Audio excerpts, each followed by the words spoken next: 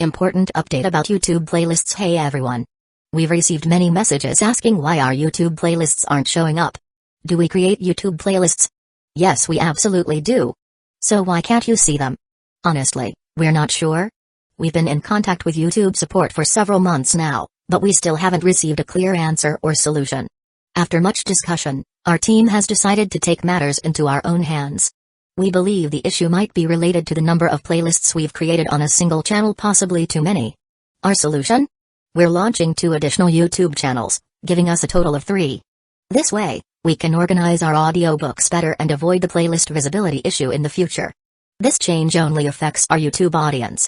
If you're a patron supporter, you can still access all our audiobooks by visiting the collection menu on Patreon. Thanks so much for your time and continued support. Happy listening. The moment Naruto and Sasuke rushed at him, he immediately switched to defense. Rasengan. Fire style, great fireball. As the two finished their hand seals, Rasengan and a large fireball shot toward Kakashi. Kakashi wasn't a taijutsu specialist like Guy, nor did he possess the Hyuga clan's ability to block ninjutsu with sheer physical skill. Sensing the power of the Rasengan and the heat of the incoming fireball, he swiftly dodged, sidestepping both attacks. But before he could catch his breath, Naruto and Sasuke had already closed in, launching a coordinated taijutsu assault. Not daring to let his guard down, Kakashi blocked Naruto's frontal strike while counterattacking Sasuke with a punch, sending him flying backward. Sasuke tumbled several meters before getting back up, unfazed. He clenched his fists tightly, yanking on the steel wire wrapped around Kakashi's body, intending to slice him in half. With a loud snap, Kakashi's body was severed at the waist. The scene unfolded before Naruto, Sasuke, and Sakura. As a fresh graduate from the academy, Sakura had never witnessed such a gruesome sight. Her entire body trembled violently, and she could barely hold on to the kunai in her hand. She stood there in shock, completely frozen, not knowing what to do. Naruto and Sasuke, however, remained unfazed. Seeing Kakashi's body split apart, Naruto immediately used sensory abilities to scan the area, while Sasuke activated his Sharingan. After searching the surroundings and failing to locate Kakashi's chakra, they called out, "Kakashi-sensei, stop hiding. This level of combat should be nothing to you." A moment later, Kakashi stepped out from the nearby bushes, looking at the two with a calm expression. "You still saw through it, huh? I thought I could fool you twice with the same trick. Kakashi-sensei, don't underestimate us. The same jutsu doesn't work on a Uchiha twice, that's the power of the Sharingan." Sasuke smirked coldly, gripping his kunai and charging at Kakashi. In his mind, this was his chance. If he could defeat Kakashi here, he'd be one step closer to challenging Itachi. Kakashi remained motionless, then casually lifted his forehead protector, revealing his own Sharingan.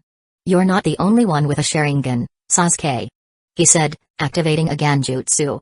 Sasuke's body stiffened, and he collapsed onto the ground. Ignoring Sasuke, Kakashi swiftly formed hand seals, electricity crackling in his palm as he swung his arm backward. With a burst of lightning, Naruto was struck and sent crashing into the ground. With Naruto and Sasuke both incapacitated, Kakashi turned his attention to the last remaining opponent, Sakura. It didn't take much effort to render her unable to fight. Chapter 356, The Journey to the Land of Waves. Just as Sakura thought she would be sent back to the academy for retraining, the defeated Naruto and Sasuke suddenly appeared behind Kakashi, snatching the bells from his belt.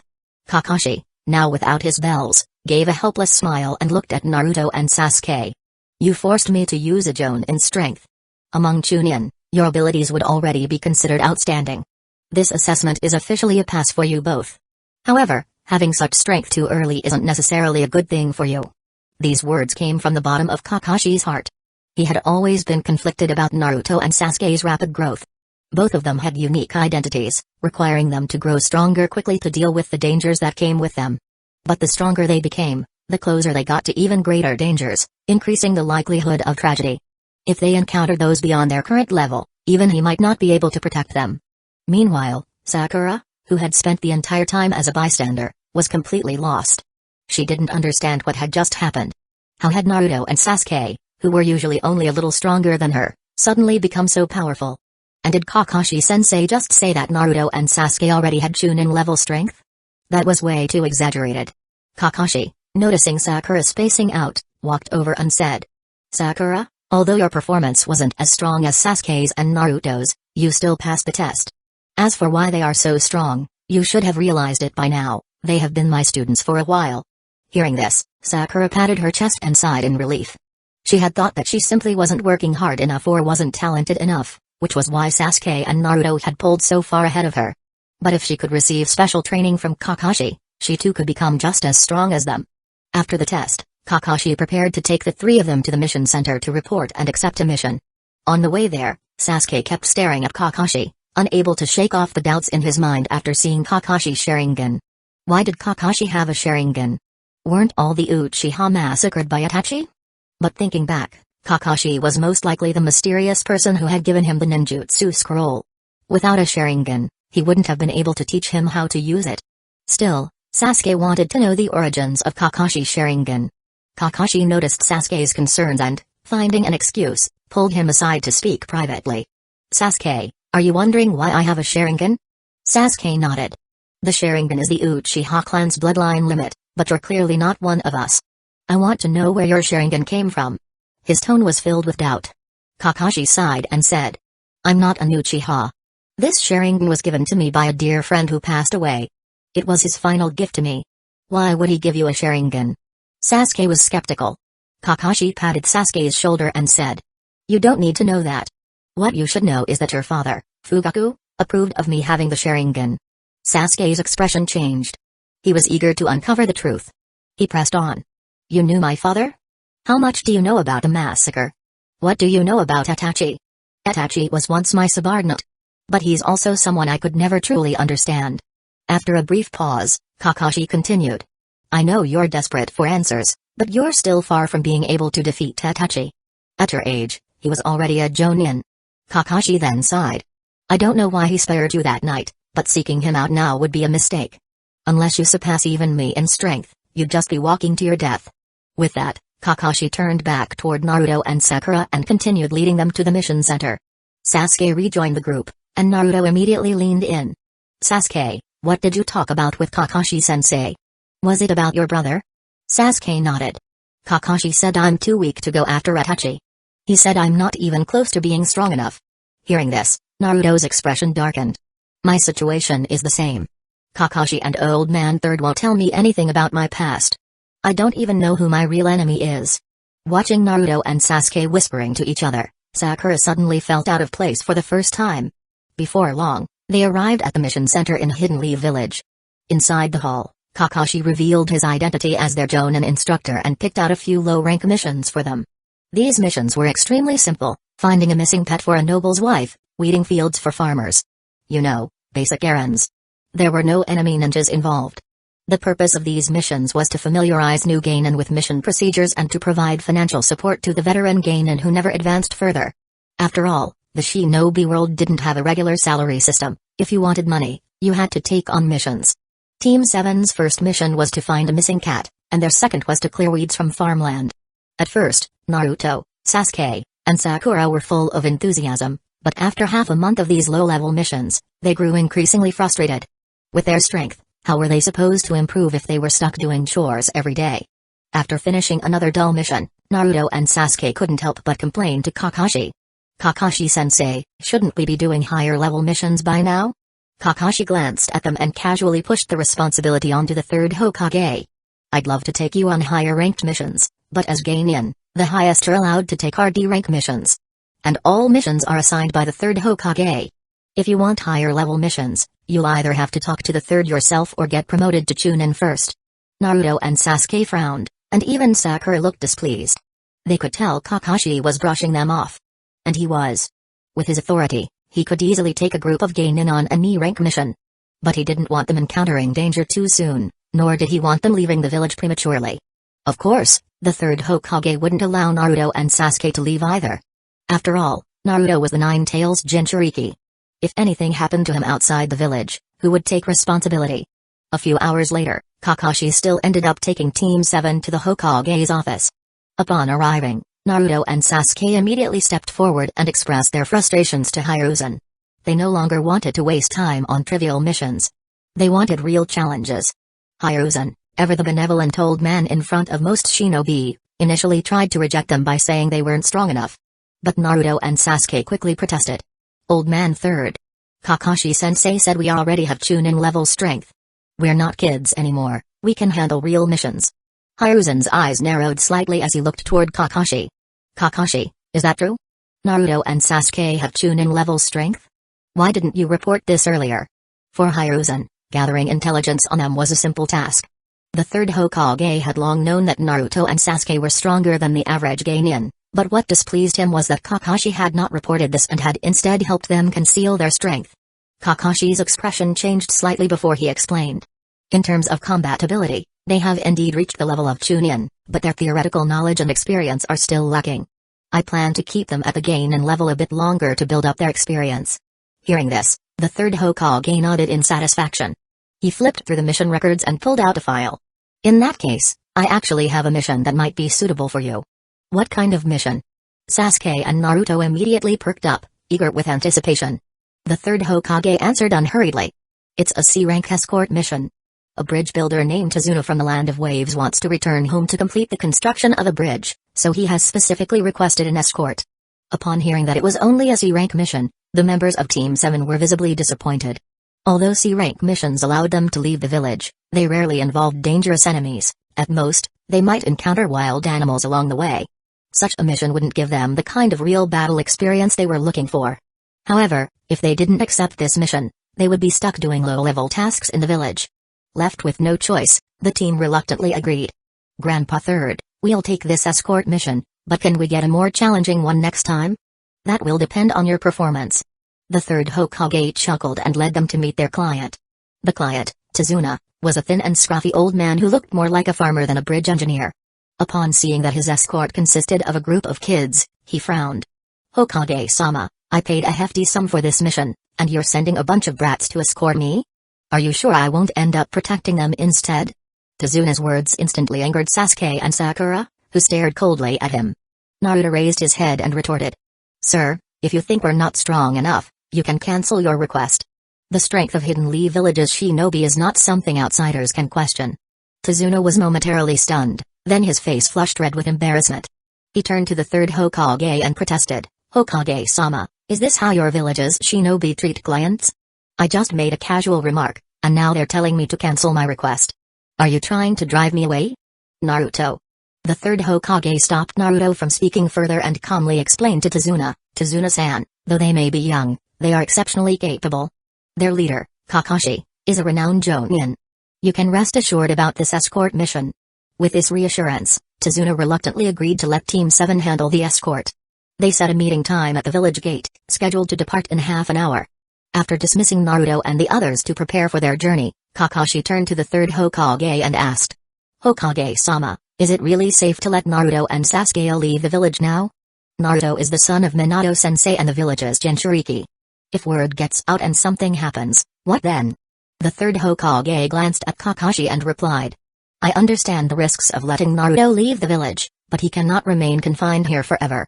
I've already kept him in the academy for 2 extra years, was that not enough?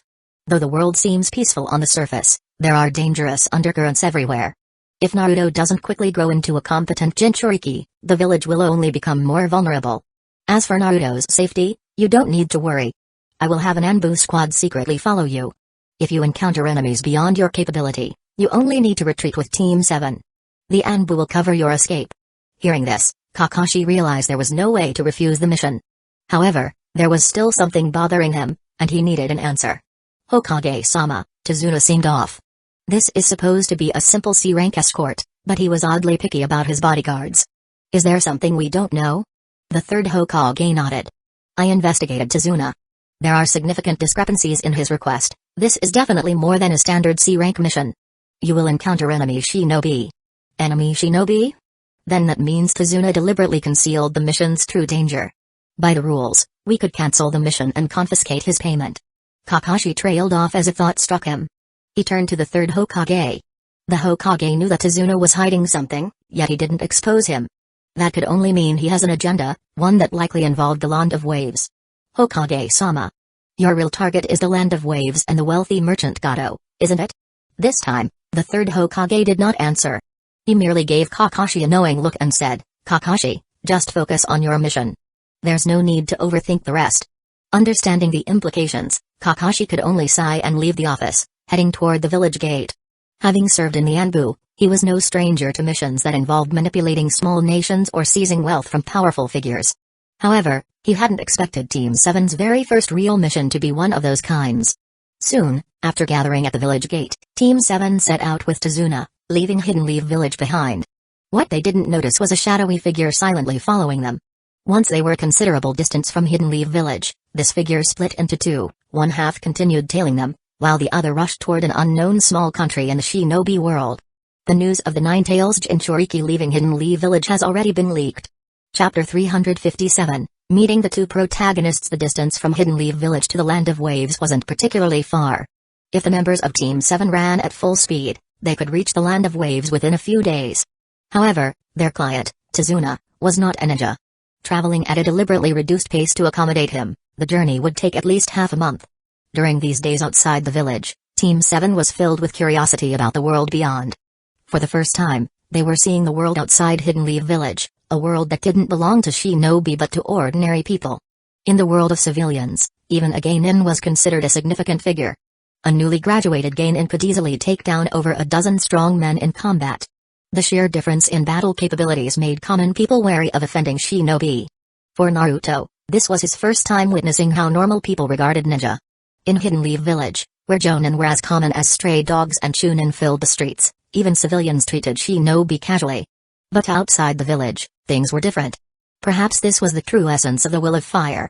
However, the light of the Will of Fire seemed to shine only on the people of Hidden Leaf Village. It didn't extend to all the citizens of the Land of Fire. This realization made Naruto feel that the ideology of the village was somewhat peculiar. Sasuke, on the other hand, was growing impatient as he observed the passing travelers. This escort mission wasn't what he had expected. He had thought he would encounter rogue ninja, engage in fierce battles, and grow stronger through life and death struggles. But after several days, not only had they not encountered a single ninja, they hadn't even run into bandits. If this peaceful pace continued, how was he supposed to become strong enough to avenge himself against Hitachi Uchiha? Kakashi, however, found this situation ideal.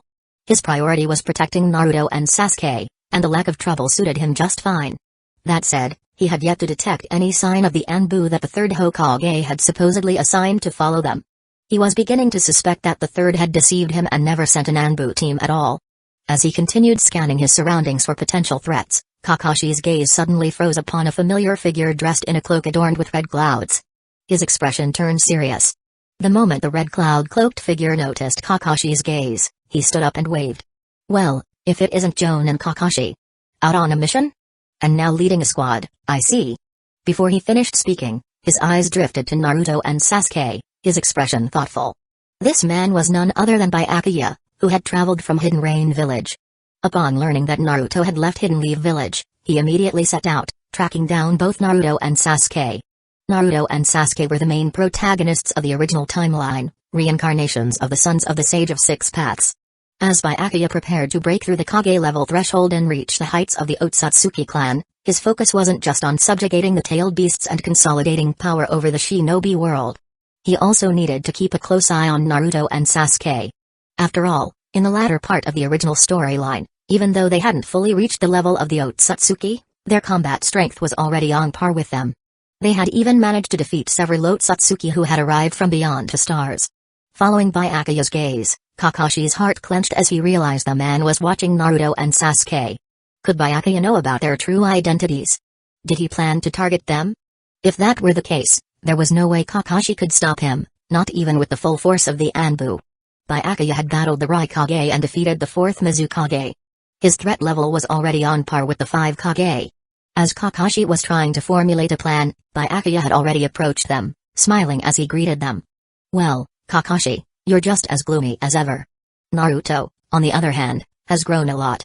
You seem different from before. Naruto frowned, searching his memory. You're the guy who was eating ramen at a kairaku a few years ago? Byakuya nodded. That's me. I didn't think you'd still remember me after all these years. Guess I left quite the impression. His tone was casual, but Kakashi broke into a cold sweat. Byakuya had indeed been to Hidden Leaf Village before, but that was over 10 years ago, long before Naruto was even born. For Naruto to have met Byakuya, there was only one explanation: Byakuya had secretly infiltrated Hidden Leaf Village at some point, and no one had even noticed. That alone was enough to terrify Kakashi. After exchanging greetings with Naruto, Byakuya turned his attention to Sasuke. And that must be Sasuke Uchiha, the last surviving Uchiha in Hidden Leaf Village. Your strength seems decent, though it's still a far cry from Itachi and Shizui. At the mention of the Uchiha, Sasuke took a step forward, glaring at Byakuya. You know me? And you knew Shizui and Itachi? Who are you, and what's your connection to my brother? Byakuya smirked. Who doesn't know the last Uchiha orphan? As for Shizui and Itachi, their names echo throughout the shinobi world. As for my relationship with the Uchiha, you might want to ask your sensei about that. Unwilling to let the matter drop, Sasuke opened his mouth to demand more answers, but Kakashi quickly stepped in, forcing a smile as he introduced Byakuya properly. Sasuke, don't be rude.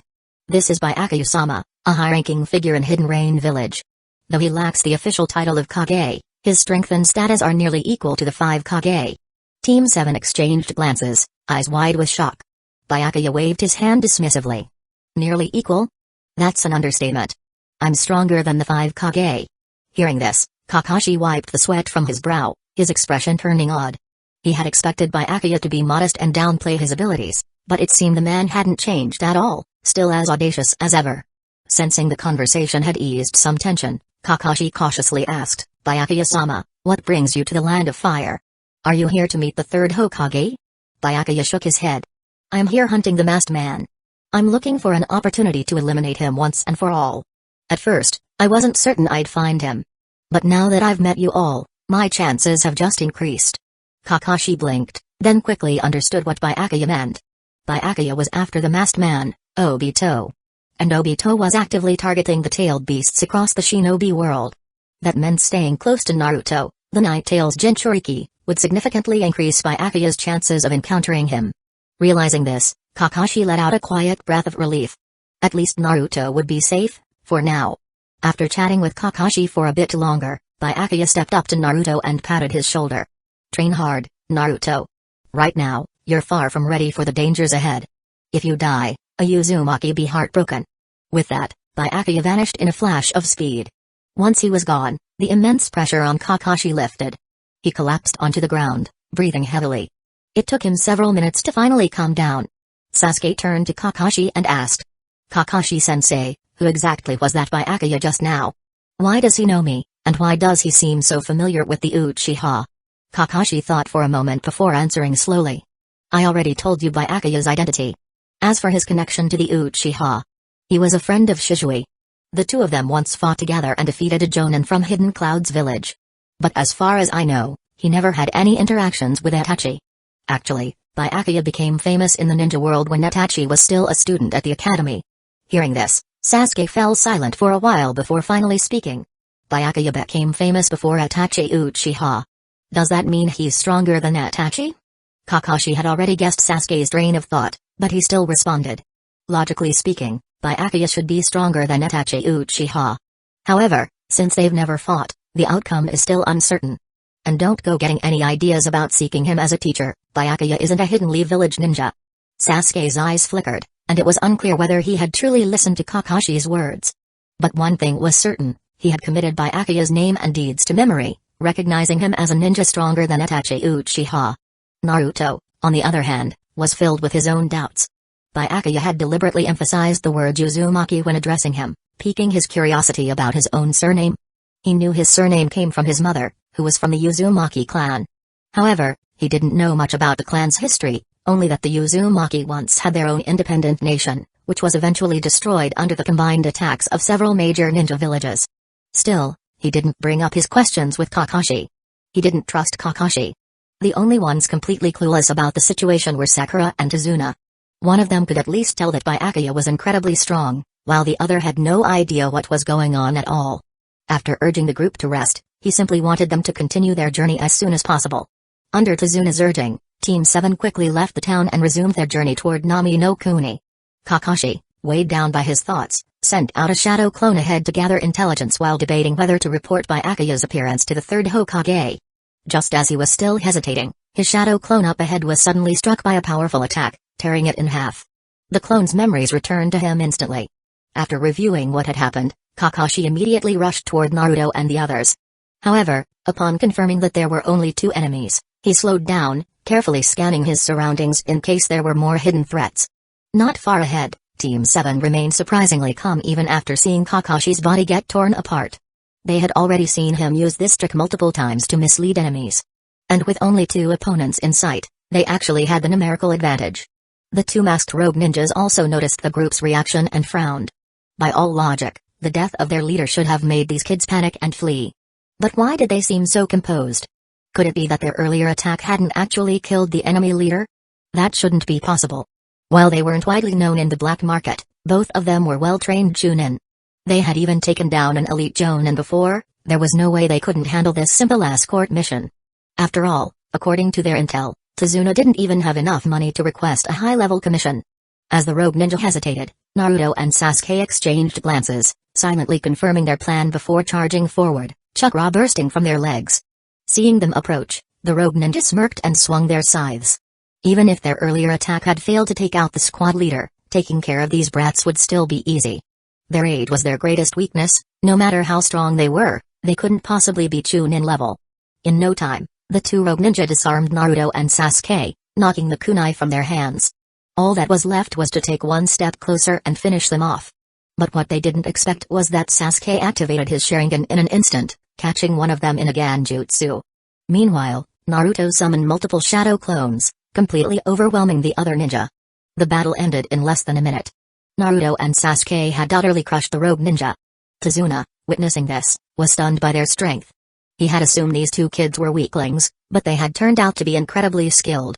On the other hand, the one who had looked the strongest, Kakashi, had been taken down immediately. Then, as if suddenly realizing something, Tazuna hurriedly spoke up. "Quick, finish them off. If you don't, their allies will show up soon." Naruto and Sasuke, however, had no intention of following his orders. Instead, they looked past him, at Kakashi, who was casually walking out from the bushes.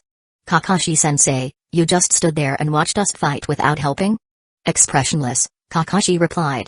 "And you just stood there and watched me die. I thought this time I'd finally scare you guys a little.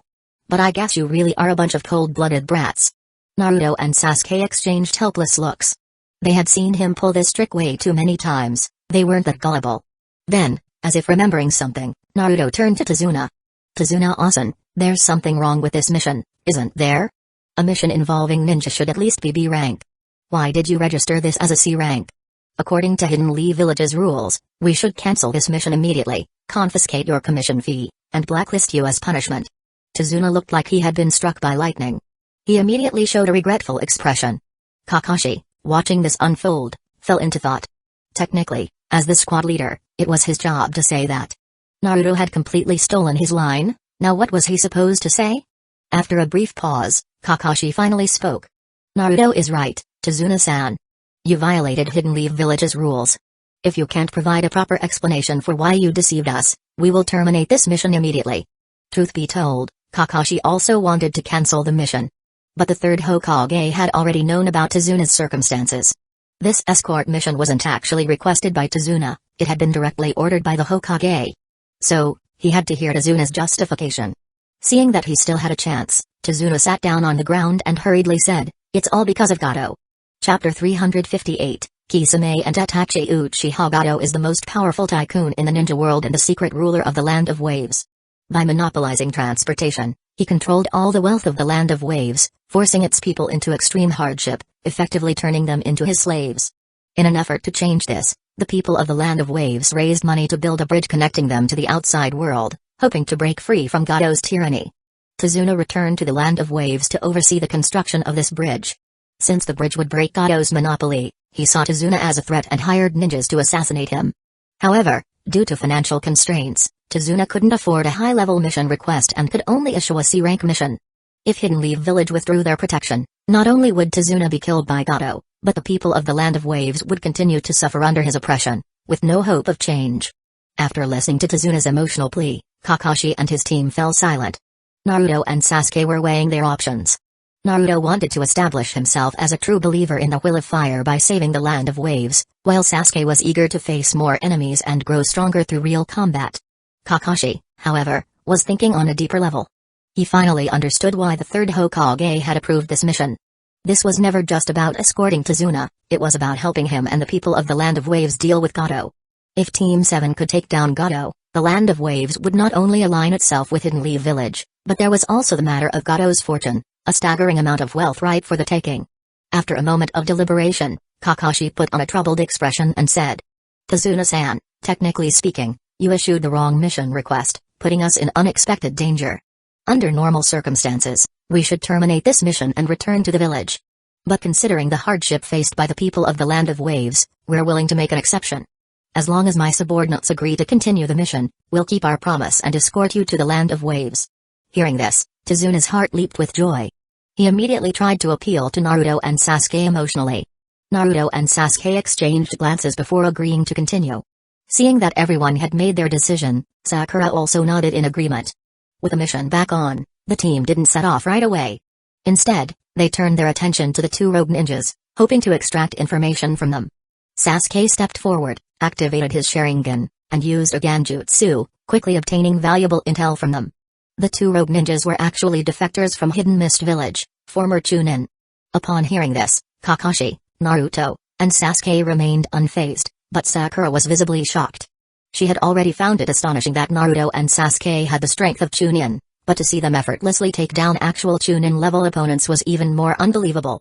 Did this mean that Naruto and Sasuke, her peers, were already close to Jonin level? The gap between them was so vast, would she ever be able to catch up? The one who hired these rogue ninjas to assassinate Tazuna was none other than Gato. Apart from these two Chunin-level rogue ninjas, Gato had also reached out to several well-known black market ninjas, all with the sole purpose of preventing Tazuna from returning to the Land of Waves. The fact that Gato was behind this was no surprise to Team 7.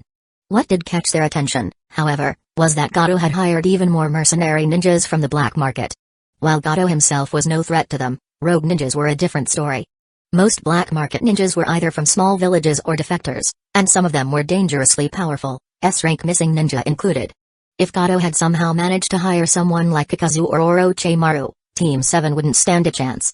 That said, a ninja of Orochimaru's caliber wouldn't even bat an eye at Gato, let alone work for him. After learning more about Gato's situation, Kakashi swiftly eliminated the two rogue ninjas. Normally, they should have been taken back to Hidden Mist Village or Hidden Leaf Village, but with the mission still ongoing, there was no time for that. Watching Kakashi kill with such ease left Tazuna shaken. He swallowed hard.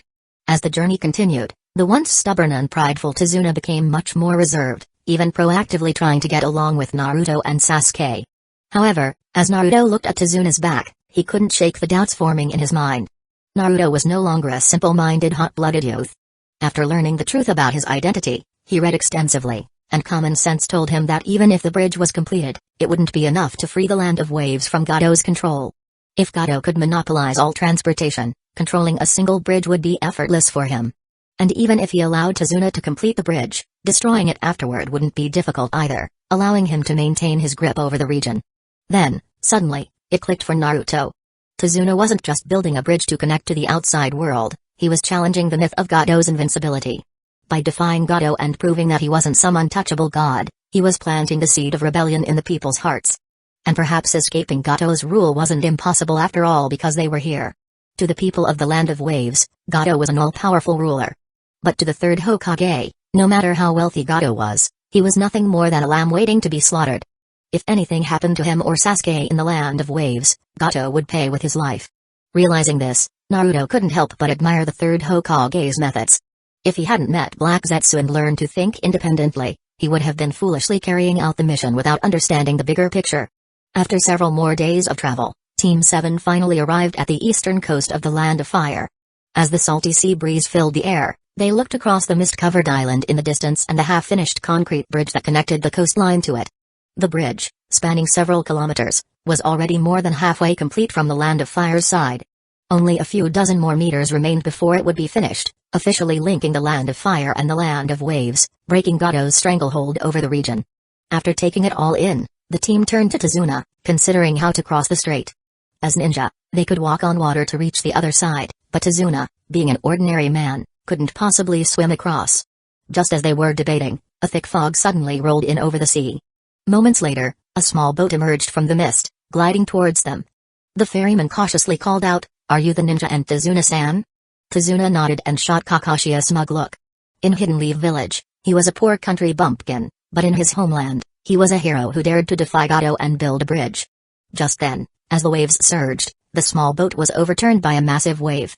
Two figures emerged from the dense mist, blocking the shoreline.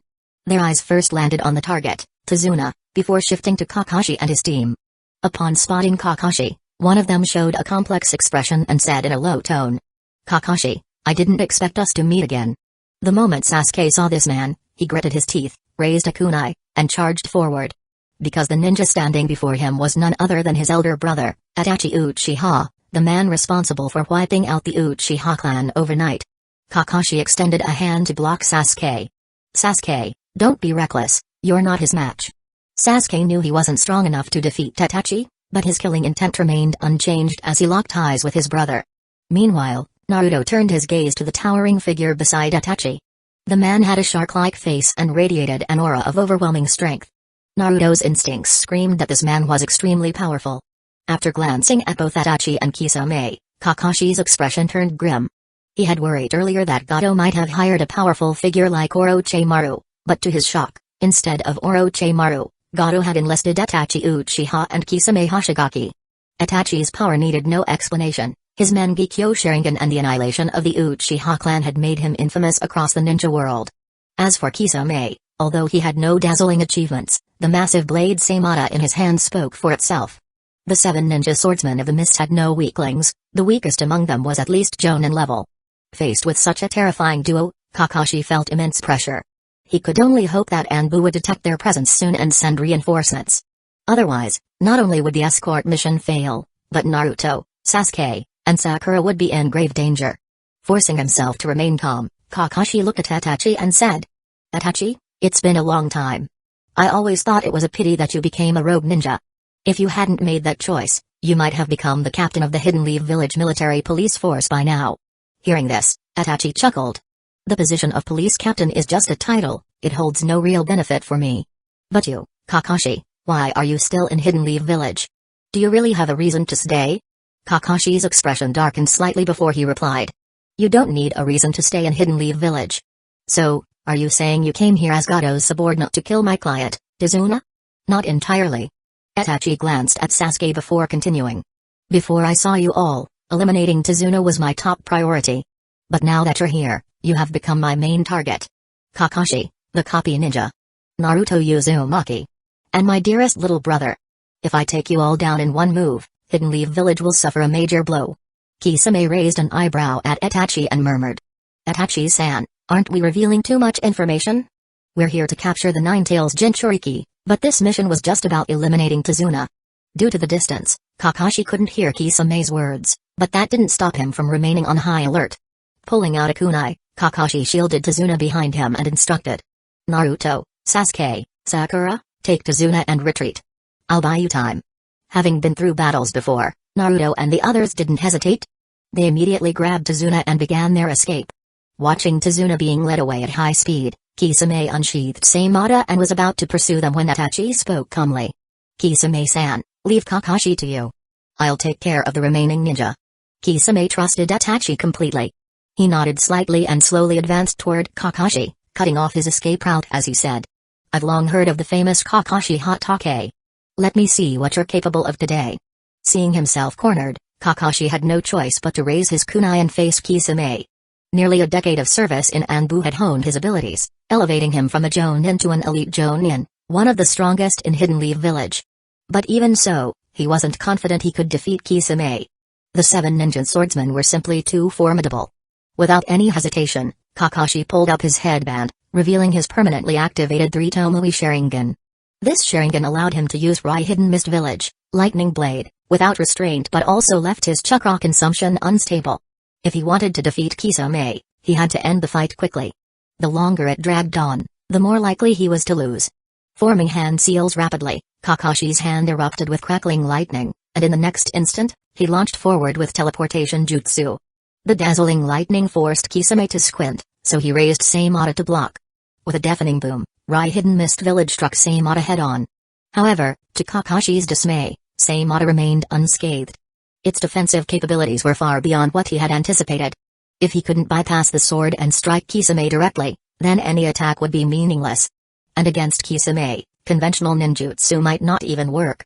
If he truly wanted to defeat Kisame, He needed to come up with a precise strategy in a short time. Meanwhile, Kisame also found himself in a tough spot. As an elite jonin of Hidden Mist Village, Kisame excelled in water-style ninjutsu and taijutsu. His mastery over water style was so profound that he considered himself second only to the Mizukage. However, this particular battlefield posed an unusual challenge. His taijutsu strength was superior to Kakashi's, but his speed was slower. Hitting Kakashi cleanly was difficult, making it hard to land a decisive blow. Although they were close to the sea, where his water style should be at full power, there was a critical problem. Kakashi specialized in lightning style. If Kisame flooded the battlefield with water, he would only be helping Kakashi by enhancing his lightning jutsu. Given the circumstances, he could only defend and look for an opening. As long as he could land one attack, Samada's chakra draining ability would allow him to finish off Kakashi instantly. At the same time, Kisame hoped that Itachi would finish his battle quickly. If Itachi could defeat the others and return to help, then capturing Kakashi would be effortless. Not only would they complete their mission by eliminating Tazuna, but they could also capture the Nine-Tails Jinchuriki in one go. Snapping out of his thoughts, Kisame raised Samada once more and continued his defense. Chapter 359, The Mysterious Ninja Team 7's speed was already inferior to Itachi Uchiha's, and with Tazuna as a burden, their pace slowed even further. It didn't take long for Itachi to catch up to them, blocking their path of retreat. Tazuna, who still had no idea what was happening, turned to Naruto and Sasuke and asked, "What's going on? Are they also under Gado's command? Why are you running away? Weren't those two assassins taken down by you in an instant?" Naruto, with a grave expression, explained. "Itachi is different from the two ninjas we faced earlier. He alone can annihilate an entire clan in a single night, a clan far stronger than the Land of Waves." Hearing this, Tazuna's expression changed drastically as he instantly grasped the magnitude of Itachi's power. Retreating behind Naruto, Tazuna cautiously said, "What do we do now? Are we going to die here today? I can't die yet since the Great Naruto Bridge still needs me to complete it." Sasuke glanced deeply at Tazuna and said coldly, "If you don't want to die, stop talking. Naruto, you and Sakura take Tazuna and retreat. I'll handle Itachi." Naruto looked at Sasuke, furrowing his brows, and said, "You're no match for Itachi. I can't just watch you throw your life away." Sasuke nodded and replied, "Splitting up gives us a better chance than staying together. Besides, I have many questions I want to ask him." Hearing this, Naruto hesitated no longer and left with Tazuna. Sakura glanced at Sasuke, then at Itachi.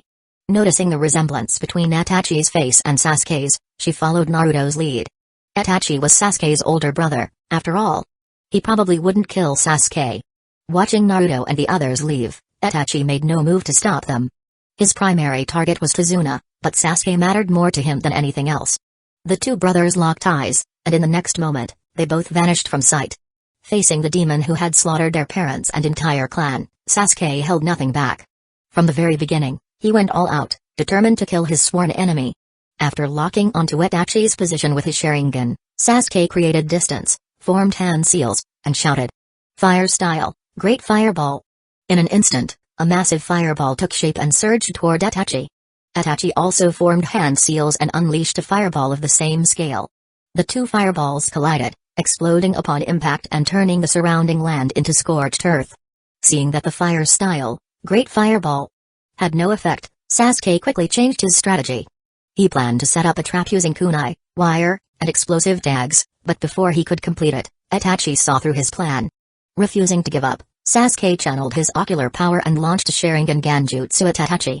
Seeing Sasuke use Genjutsu, Itachi felt a hint of surprise but stood still, allowing Sasuke to cast the illusion. However, against the overwhelming difference in ocular power, Sasuke's Genjutsu had no effect on Itachi. With his ninjutsu, taijutsu, and Genjutsu all countered by Itachi, a sense of despair welled up in Sasuke's heart. He regretted coming out here. If only he had trained a bit longer and raised his strength to the level of a jonin, he wouldn't feel so powerless now. Seeing the despair in Sasuke's eyes, Itachi felt a sense of satisfaction. Although Sasuke's strength didn't match his own at that age, it was still commendable for his current stage. If he could provide Sasuke with enough mental stimulation, Sasuke might awaken the Mangekyo Sharingan sooner than expected. At this thought, Itachi slowly walked towards Sasuke, speaking in an emotionless tone.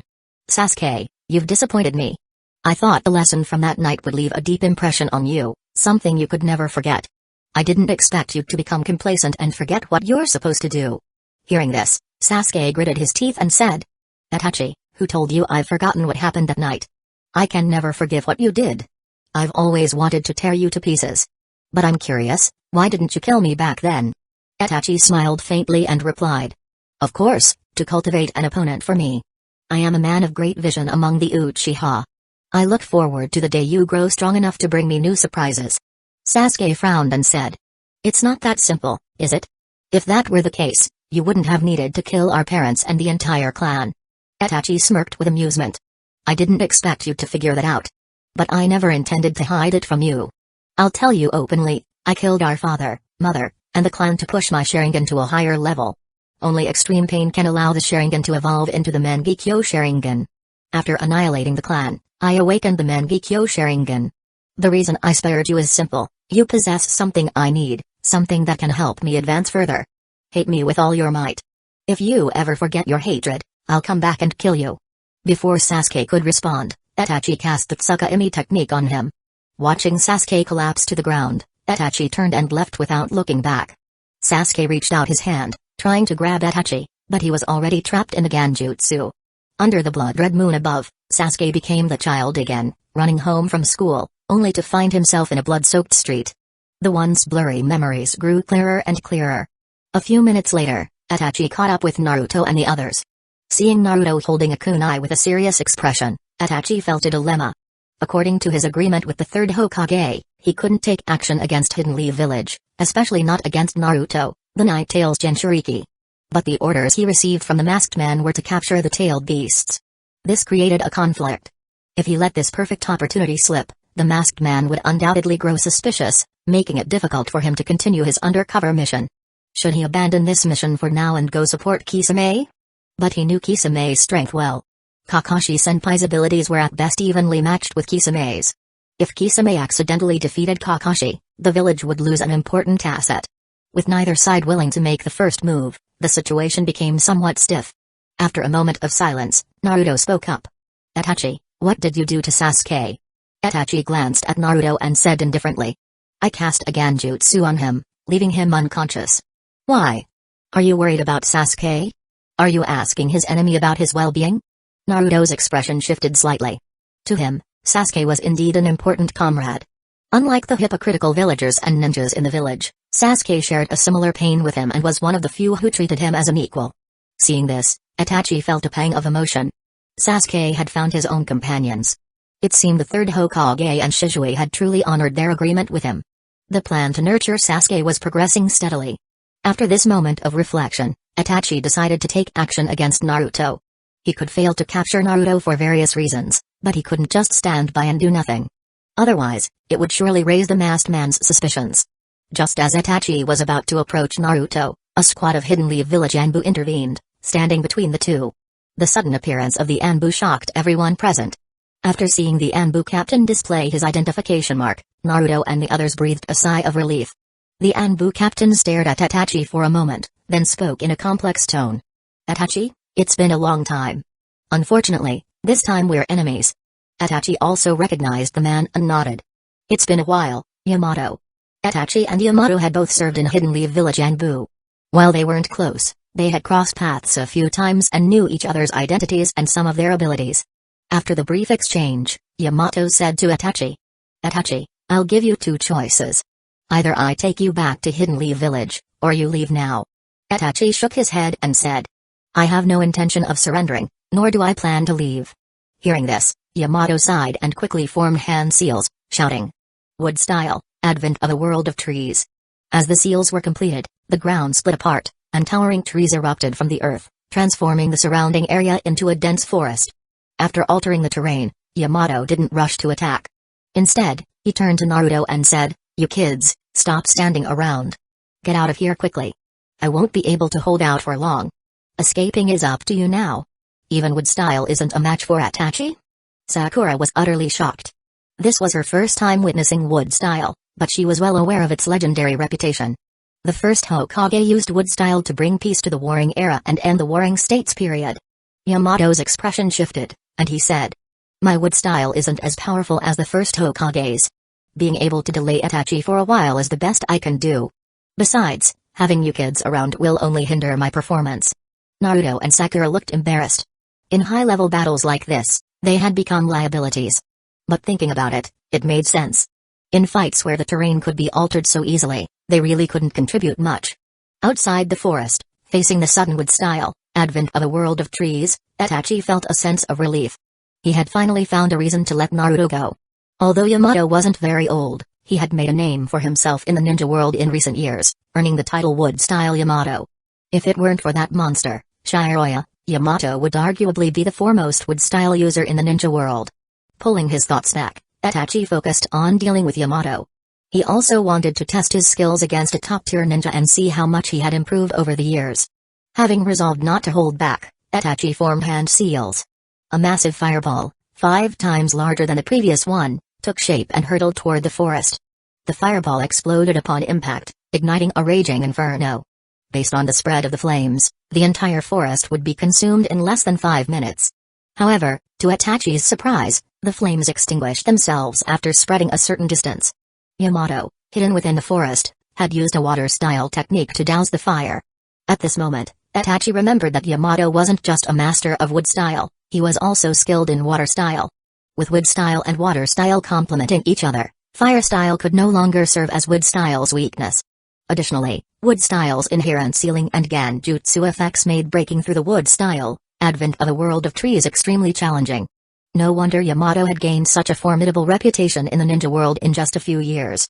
The first Hokage's Kekkei Genkai techniques were truly overpowered, making him a well-rounded fighter with no apparent weaknesses. That said, if Itachi really wanted to break through the wood style advent of a world of trees, it wasn't impossible. While wood style was powerful, his Mangekyo Sharingan Susanoo could brute force its way through. If he used Susanoo to charge into the forest, Yamato wouldn't be able to stop him. But Susanoo was a trump card reserved for dealing with the masked man. He couldn't afford to reveal it so easily. Moreover, using the Mangekyo Sharingan came at a cost. Excessive use of its ocular power in a short time could lead to blindness, rendering him completely sightless.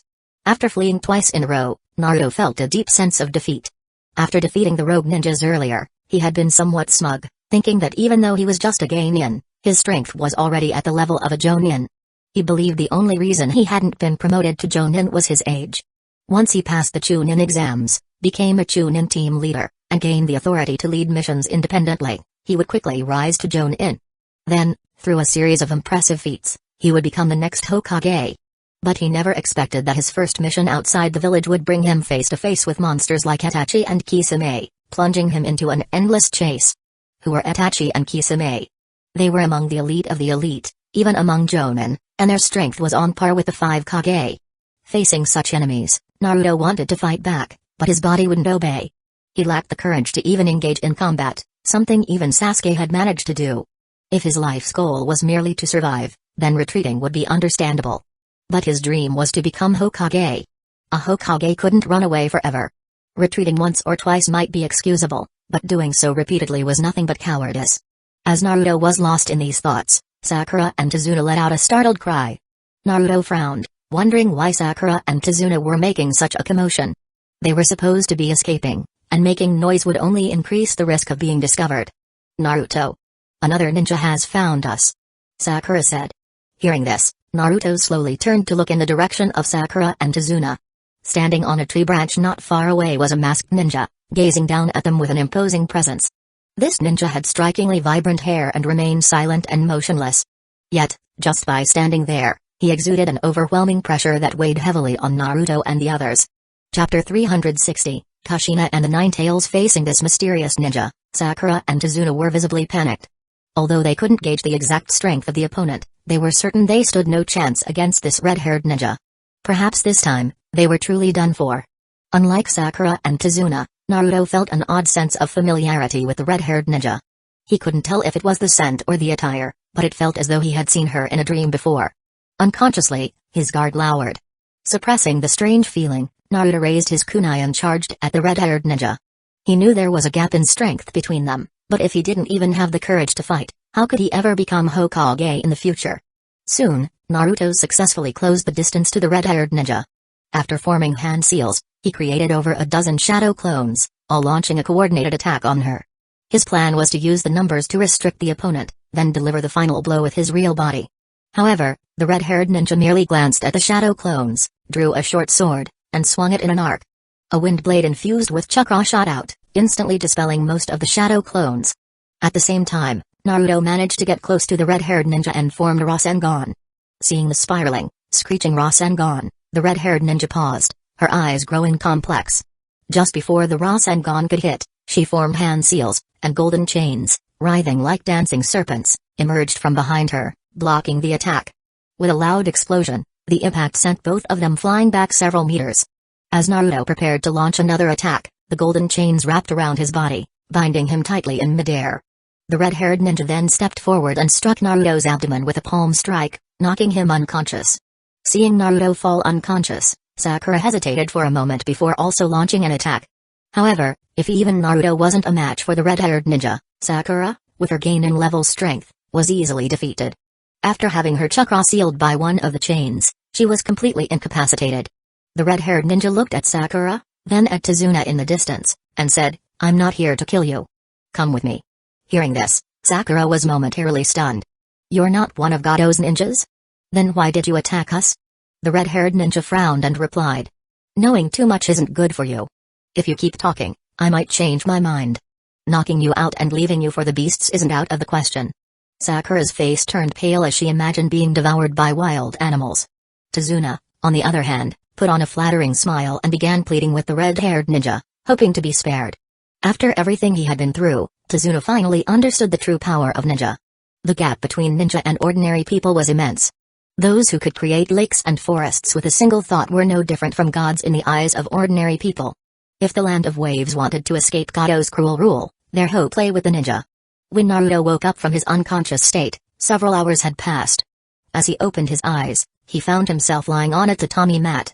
Relieved, he muttered to himself, "It seems Kakashi and those animal-masked guys managed to defeat Tatachi Uchiha. But where am I now? The Land of Waves or Hidden Leaf Village?"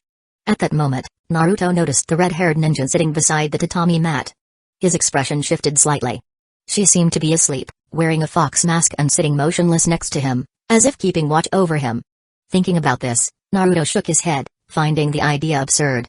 Many ninjas had come to monitor him while he slept, but aside from Hinata, no one had ever stayed by his side so gently. Seeming to sense Naruto's awakening, the red-haired ninja spoke softly. "Naruto, why didn't you use the Nine Tails power during the fight earlier?" Hearing this, Naruto was deeply puzzled. It seemed this person knew his true identity. After a moment of thought, Naruto countered. "Why should I use the Nine Tails power? What does it matter to you whether I use it or not?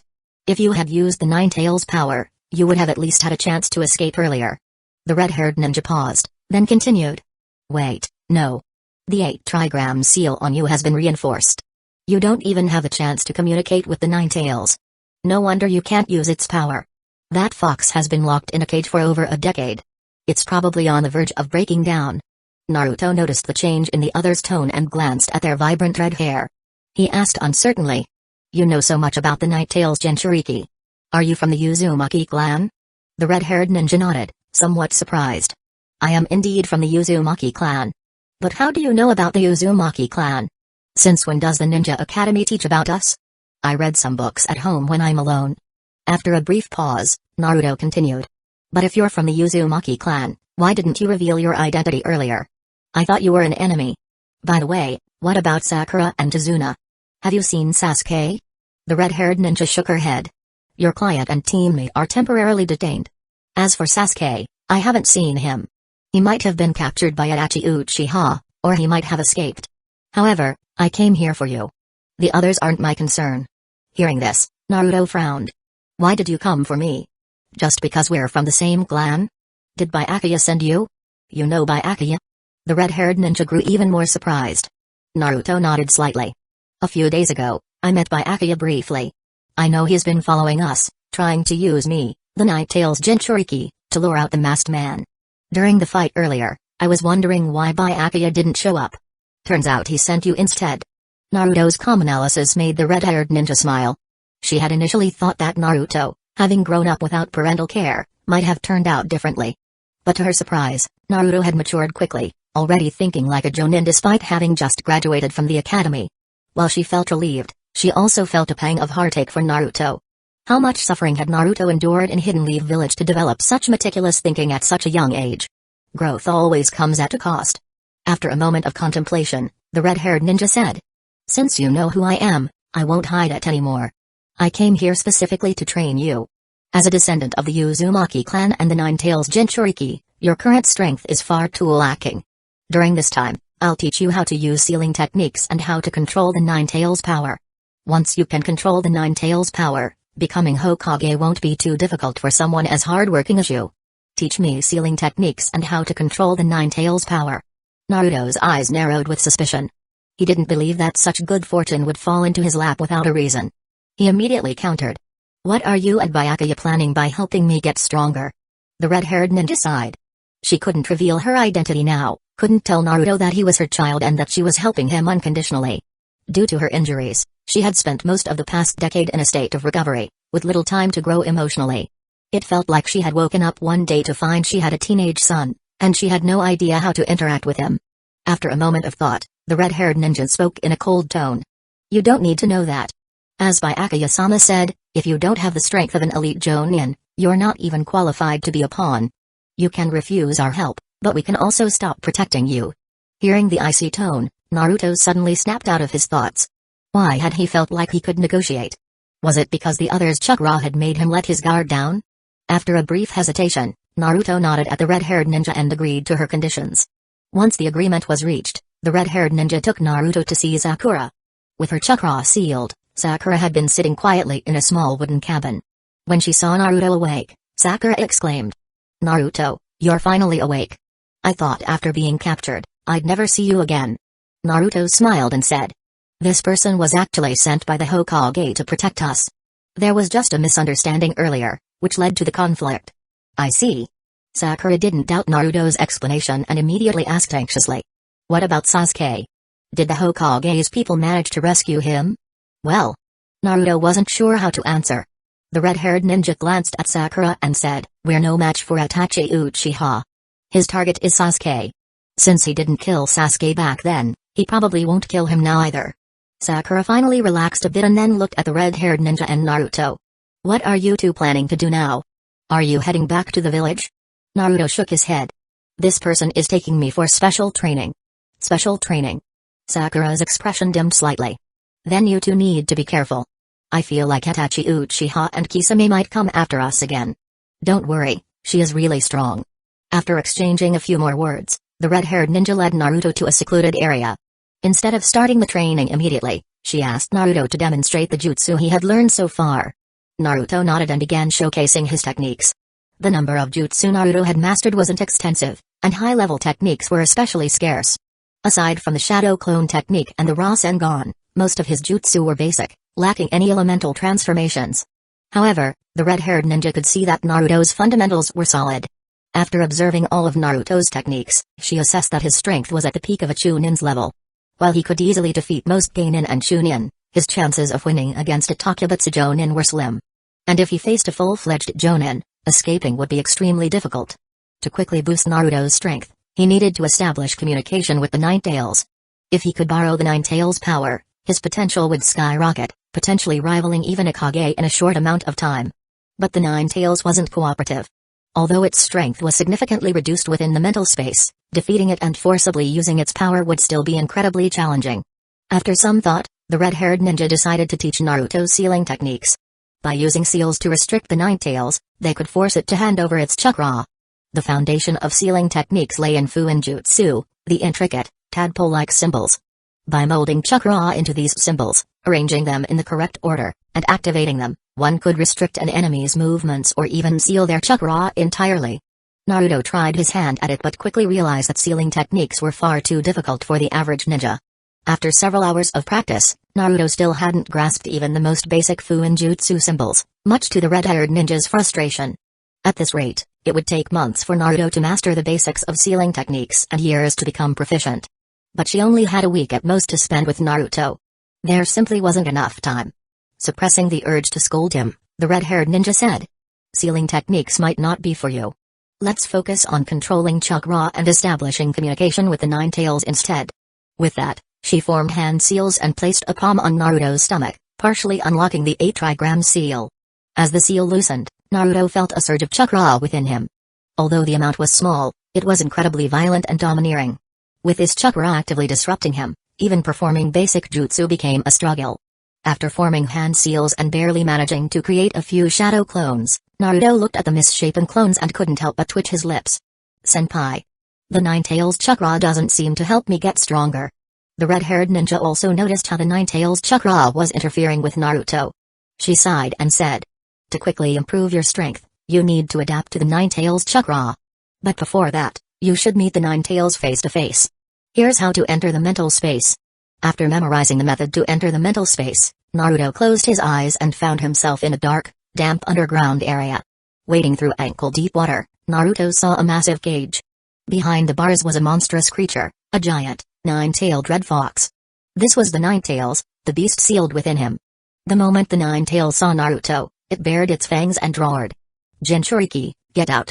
In the next instant, Naruto was forcibly ejected from the mental space and returned to the real world. Naruto sighed in frustration. "The Nine-Tails won't talk to me." Seeing her son being kicked out of the mental space, the red-haired ninja grabbed Naruto's hand and said with a determined look, "Don't worry. This time, I'll go with you to meet the Nine-Tails." Before Naruto could respond, the two of them were back in the mental space. Chapter 361, A Reunion After 4 years. Kushina and the Nine-Tails were old acquaintances. Ever since Mito Uzumaki grew too old to bear the burden of being a Jinchuriki and sealed the Nine-Tails within Kushina, the two had coexisted for decades. Their relationship couldn't be described as harmonious, but it wasn't exactly hostile either. The Nine-Tails constantly sought opportunities to take control of Kushina by releasing its chakra, while Kushina relied on Uzumaki sealing techniques to resist its influence. That was until one day when Hidden Leaf Village faced a threat from Hidden Stones Village. After Jiraiya and Minato were forced to retreat from the Four Tails and Five Tails Jinchuriki, Minato invented the Rasengan by mimicking the tailed beast ball. Using Rasengan's power, Kushina and Minato managed to subdue the Nine-Tails together. This allowed Kushina to barely harness the Nine-Tails' power. In her view, to use the Nine-Tails' power, one had to demonstrate strength that even the Nine-Tails would respect. Despite its long life in the ninja world, the Nine-Tails was, at its core, still a beast. To coexist peacefully with a beast, one had to show sufficient strength. When Kushina entered the mental space, the Nine-Tails immediately sensed her presence. Having lived with Kushina for so long, it quickly recognized her chakra. Opening its eyes, the Nine-Tails looked at Kushina and said with a hint of confusion, "Kushina, aren't you supposed to be dead?" Hearing this, Kushina remained calm, but Naruto, standing beside her, widened his eyes in shock. He turned to Kushina, his expression filled with disbelief. "Kushina. You're my mom?" Kushina frowned. She did plan to keep her identity hidden from Naruto for a while longer. However, she didn't expect the Nine-Tails to reveal it so bluntly. What surprised her even more was that Naruto knew her name. Byakuya had told her that the third Hokage had kept Naruto's heritage a secret. Seeing the shocked expressions on both mother and son, the Nine-Tails chuckled. "Kushina, it seems you and your son aren't very close. He's reacting this strongly just from hearing your name." Ignoring the Nine-Tails' taunt, Kushina focused on how to respond to Naruto. After a moment of thought, she said, "Yes, I'm your mother. I've heard about what you've been through in Hidden Leaf Village. Once we return, I promise you won't be mistreated anymore." Naruto was stunned. He wasn't sure how to react. Years of isolation had made it difficult for him to express his emotions. His heart told him to hug his mother and pour out all the hardships he'd endured, but his mind reminded him to keep his distance. After a pause, Naruto asked, "Where have you been all these years? If you're alive, why didn't you return to the village?" Kushina's expression turned awkward. She sighed softly and said, "I've either been unconscious or recovering from injuries. I've been restricted from returning to the village." Naruto looked puzzled, unable to fully grasp what had happened to Kushina. Still, the fact that his mother, whom he thought was dead, was now standing before him was a good thing. He was no longer alone. This also explained why he hadn't sensed any hostility from Kushina. After an awkward conversation between mother and son, Kushina coughed lightly and quickly changed the subject. "We can talk more later. Right now, I'll help you subdue the Nine-Tails so you can control its power." Naruto nodded. He was so embarrassed that he was trembling. Therefore, this was a good way to shift his focus. Hearing Kushina's words, the Nine-Tails, who had been watching the scene like a spectator, narrowed his gaze and bared its fangs. "Kushina, are you saying you can handle me now? I lost to you back then, but that was because of Minato. I never considered you a threat." Before the words had fully left its mouth, the Nine-Tails swung its 9 massive tails, unleashing a surge of powerful chakra. Even through the seal's barrier, the chakra affected Kushina and Naruto standing outside the cage. Kushina was fine, she was used to the Nine-Tails chakra. But Naruto was overwhelmed by the sheer intensity of it. He could feel the negative emotions embedded within the Nine-Tails chakra. Seeing this, Kushina snorted and formed hand seals, activating a sealing technique. As the seals took effect, the Nine-Tails chakra was significantly weakened, no longer able to influence Naruto's emotions. After suppressing the Nine-Tails, Kushina turned to Naruto and asked, "Naruto, do you have the confidence to enter the cage and defeat the Nine-Tails? If you can beat it, you'll gain its power." Naruto glanced at the Nine-Tails, then at his own hands. Gritting his teeth, he said, "I can try." Summoning his courage, Naruto stepped into the cage, only to be immediately swatted away by the Nine-Tails, nearly getting ejected from the mental space again. Getting up from the ground, Naruto tried again, only to be sent flying once more. After several failed attempts, Naruto gave up. He realized that, at his current level, he was no match for the Nine-Tails. Defeating it and earning its recognition was nothing but a pipe dream. Kushina also realized this and said awkwardly, "Maybe we should call it quits for now. Let's go back and train some more. You'll need to reach Jonin level strength first." Naruto nodded, and the two left the mental space. After Naruto left, Kushina, who remained in the mental space, turned to the Nine-Tails and said, "Kurama, considering our long history, how about lending some chakra to Naruto?" The Nine-Tails glanced at Kushina, surprised by her audacity. Just moments ago, she had been boasting about defeating it and taking its power in front of Naruto. Now, she was acting as if they were old friends, asking for a favor. After a moment of thought, the Nine-Tails spoke. "Giving that brat Naruto some chakra isn't impossible, but I'm not some pushover fox. Either he earns my respect, or he becomes my subordinate." Hearing this, Kushina's expression darkened, and she threatened, "Don't forget, Naruto is your Jinchuriki. If he dies, you'll die too." The Nine-Tails sneered. "Death is temporary for me. Once I revive, I'll be free." Kushina's expression shifted as she fell into deep thought. The Nine-Tails was right. Humans, made of flesh and blood, truly died when killed. But tailed beasts were different, they were beings of pure chakra. Even if they were killed, their chakra would eventually reform, allowing them to revive over time. After a pause, Kushina said slowly, "Is that so? I've heard that tailed beasts have their own fears." The Nine-Tails looked disdainful, but a sense of unease crept into its mind. Did Kushina actually know something? Tailed beasts did have weaknesses. They truly died when killed, and they had an ultimate fear, the demonic statue of the outer path, which could merge them back into the Ten Tails. At this moment, Kushina seemed to read the Nine-Tails' thoughts and said, "Kurama, do you remember the masked man who attacked us over a decade ago? He's been active in the ninja world again, and he recently attacked the Six Tails Jinchuriki." "Attacked the Six Tails?" The Nine-Tails' expression changed, its sense of foreboding growing stronger. Kushina nodded.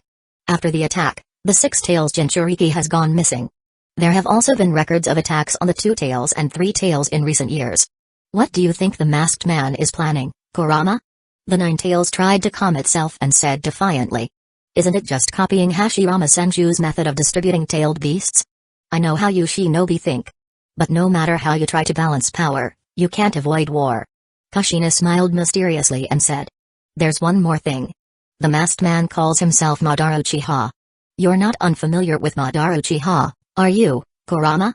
Hearing the name Madara Uchiha, the Nine-Tails' temper flared.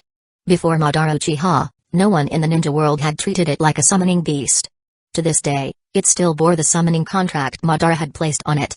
The battle between Madara Uchiha and Hashirama Senju at the Valley of the End was something it could never forget. But after careful consideration, the Nine-Tails quickly realized something was off. Narrowing its eyes, it said, "Kushina, are you trying to deceive me? I've seen Madara's strength. With his power, why would he need to hide in the shadows?"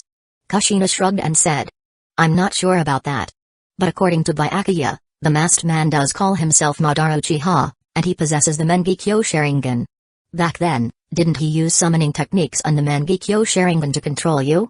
Mentioning that humiliating chapter of its history, the Nine-Tails began to growl, revealing its beastly side. It then said to Kushina, "Kushina, you've convinced me. But the one who really wants to negotiate with me isn't you, is it? It's that Byakuya you mentioned. After you were severely injured and fell into a coma, it must have been Byakuya who saved you, right? To rescue you from the grasp of death, this Byakuya doesn't seem ordinary. But why hasn't Byakuya come to see me himself?" "I don't know." Kushina shook her head. She couldn't understand her so-called clansmen either. His strength and schemes were beyond her comprehension. But since the masked man has sent Itachi and Kisame, Byakuya must be dealing with Madara Uchiha in the shadows.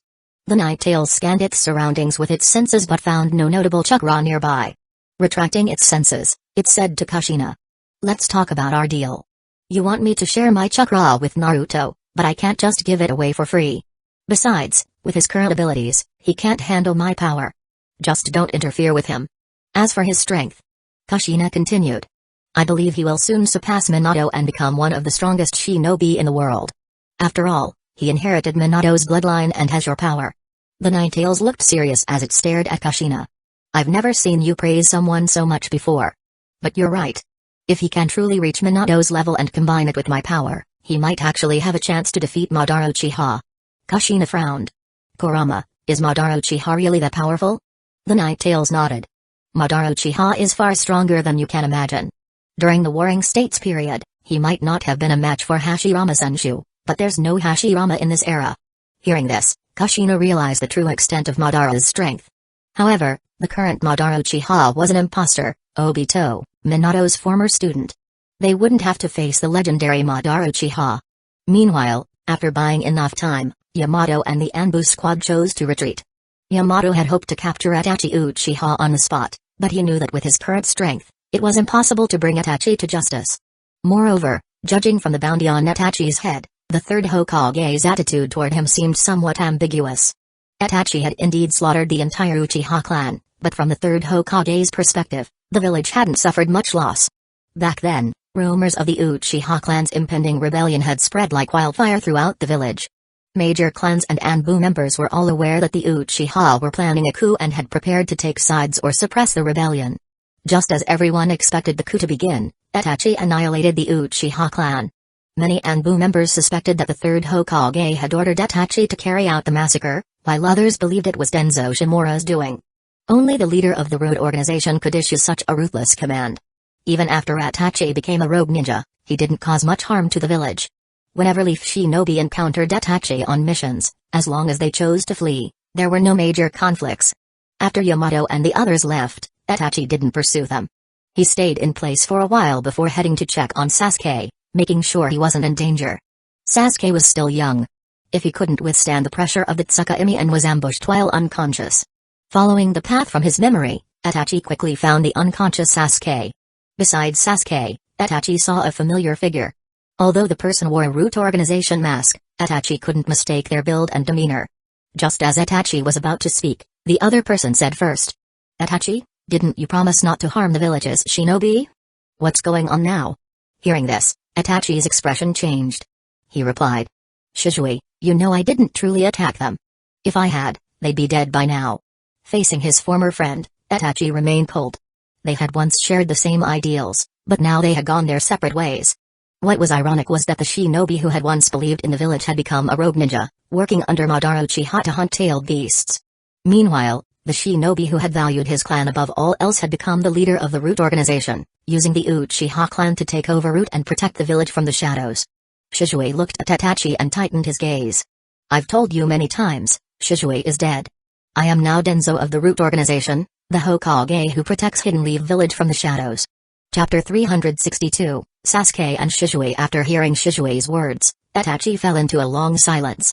He wanted to tell Shizui that everything he had done was for the sake of the village since it was the right choice. Back then, a war between the Uchiha clan and the village was inevitable. No matter the outcome, Hidden Leaf Village would have been left severely weakened, if not on the brink of collapse.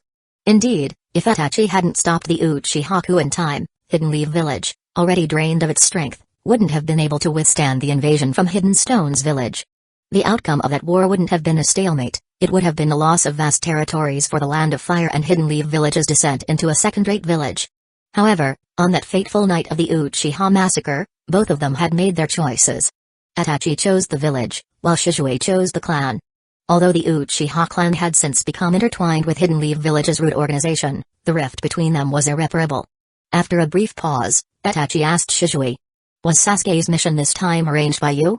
Did you want to see me, or were you planning to kill me, a rogue ninja? Shizui looked at Itachi and said slowly. Killing rogue ninjas is the duty of the root organization. Your pursuit of the Nine-Tails Jinchuriki directly threatens the village's safety. If given the chance, I would certainly try to kill you. But right now, I'm more interested in information about the masked man, Madara Uchiha." Itachi smiled, spinning a kunai on his finger. "Do you think I would betray my superior and leak information about him? But if you're willing to join us, I might be able to share some details." "That's out of the question.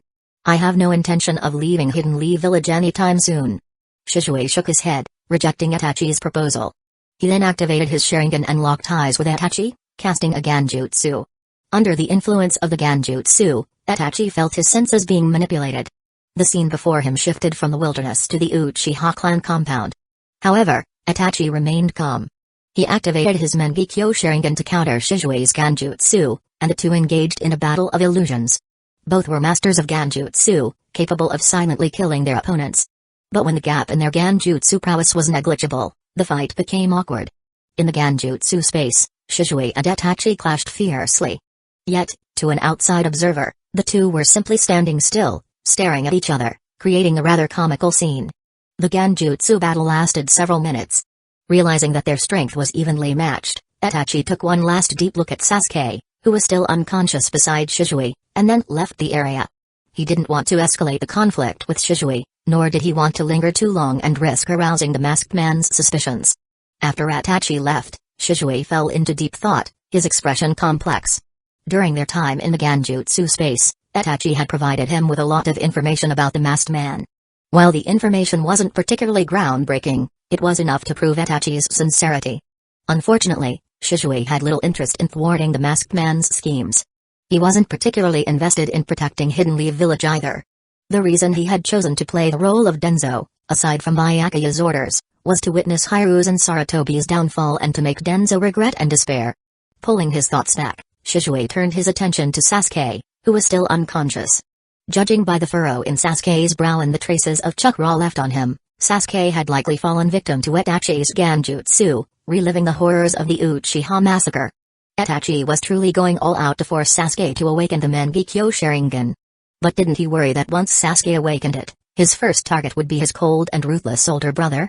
With a soft sigh, Shisui dispelled the Genjutsu on Sasuke and patiently waited for him to wake up. He planned to talk to Sasuke about Itachi. 4 years ago, due to his still shaky position, Shisui had no choice but to agree to Itachi's conditions. But now, the situation was completely different. With the losses suffered by the Third Hokage's direct Anbu forces, the Third Hokage had reactivated the Anbu and was becoming increasingly dependent on the Root organization. As a result, Root had established a deeply entrenched system within Hidden Leaf Village. Even if Itachi leaked information about Root to the Third Hokage, it would be too late for the Third Hokage to do anything. Moreover, the Third Hokage and Itachi were merely using each other. The Third Hokage likely never truly trusted Itachi, and Itachi never intended to genuinely share information. A few minutes later, Sasuke struggled to open his eyes. Soon, he noticed a tall, lean figure standing before him. This person had activated his Sharingan and was scrutinizing Sasuke closely. Just as Sasuke was about to speak, the other person spoke first. "Sasuke, you were attacked by Itachi earlier. Your body hasn't fully recovered yet, so you should stay lying down for now. Don't worry, I mean you no harm. I am Shisui, the current head of the Uchiha clan." "Shisui?" Sasuke frowned, his eyes filled with suspicion. The name Shisui was etched in his memory. When he was younger, there were two people he disliked the most, Shisui and Izumi. Both of them had competed for his brother's attention, leaving little time for Itachi to spend with him. However, if he remembered correctly, Shisui died long ago. Even before the Uchiha massacre, Shisui had been declared missing, presumed dead by the clan. How could someone who had been dead for so long suddenly appear before him? Shisui didn't waste time with small talk. He spoke mysteriously. "Sasuke, you seem confused about why I'm still in the ninja world. Didn't I die? It's simple. I never died. That night wasn't what you thought it was." Hearing this, Sasuke's expression changed. He asked turgidly, "What really happened that night? Why are you the Uchiha clan leader now? Where did the rest of the clan go?" Sasuke had many questions that needed answers. Shisui spoke slowly. "That night, Itachi did intend to attack the clan. But he didn't expect that I was still alive. In the end, Itachi chose to retreat and became a rogue ninja of Hidden Leaf Village." Hearing this, Sasuke grew even more confused. If Itachi failed to massacre the clan, why did the Uchiha disappear overnight? "We were the victims. Why did you all go into hiding? Shizue looked at Sasuke and suddenly smiled. It's simple. Why do you think Itachi suddenly turned on the Uchiha? With his strength alone, why would I lead the clan into hiding? As he spoke, Shizue's expression turned serious. The truth is, it wasn't Itachi who wanted to destroy the Uchiha clan, it was the higher-ups of Hidden Leaf Village. Hidden Leaf Village's higher-ups? Sasuke was stunned, unable to process this information for a long time. He had always believed that Itachi had suddenly gone mad and slaughtered the entire clan, sparing only him. But now, Shizue, who had been dead for years, appeared before him and told him that the clan wasn't dead and that the mastermind behind it all was the third Hokage. This clashed with everything Sasuke had believed for years, making it hard for him to accept. Shizue took a sip of water and sat down on a nearby rock. He continued, of course, the third Hokage had his reasons for ordering the Uchiha's destruction. Back then, due to the oppression from Hidden Leaf Village's higher-ups, your father and other Uchiha elites planned a coup to take over as the fifth Hokage. But they weren't careful enough, and the third Hokage discovered their plans in advance. However, what even the third Hokage didn't expect was that I didn't die when Denzo attacked me. Instead, I took over Denzo's identity and laid the groundwork for our plan to deceive the world. Sasuke, have you ever felt like someone was watching you in the shadows all these years? Those watching you weren't just Anbu, they were also Uchiha from root. You've actually been under the protection of the Uchiha all along. Wait. I've been under the Uchiha's protection all this time?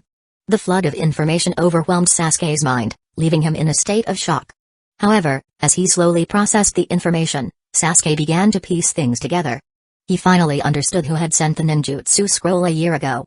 He had always thought it was Kakashi, but it turned out to be his own clansman.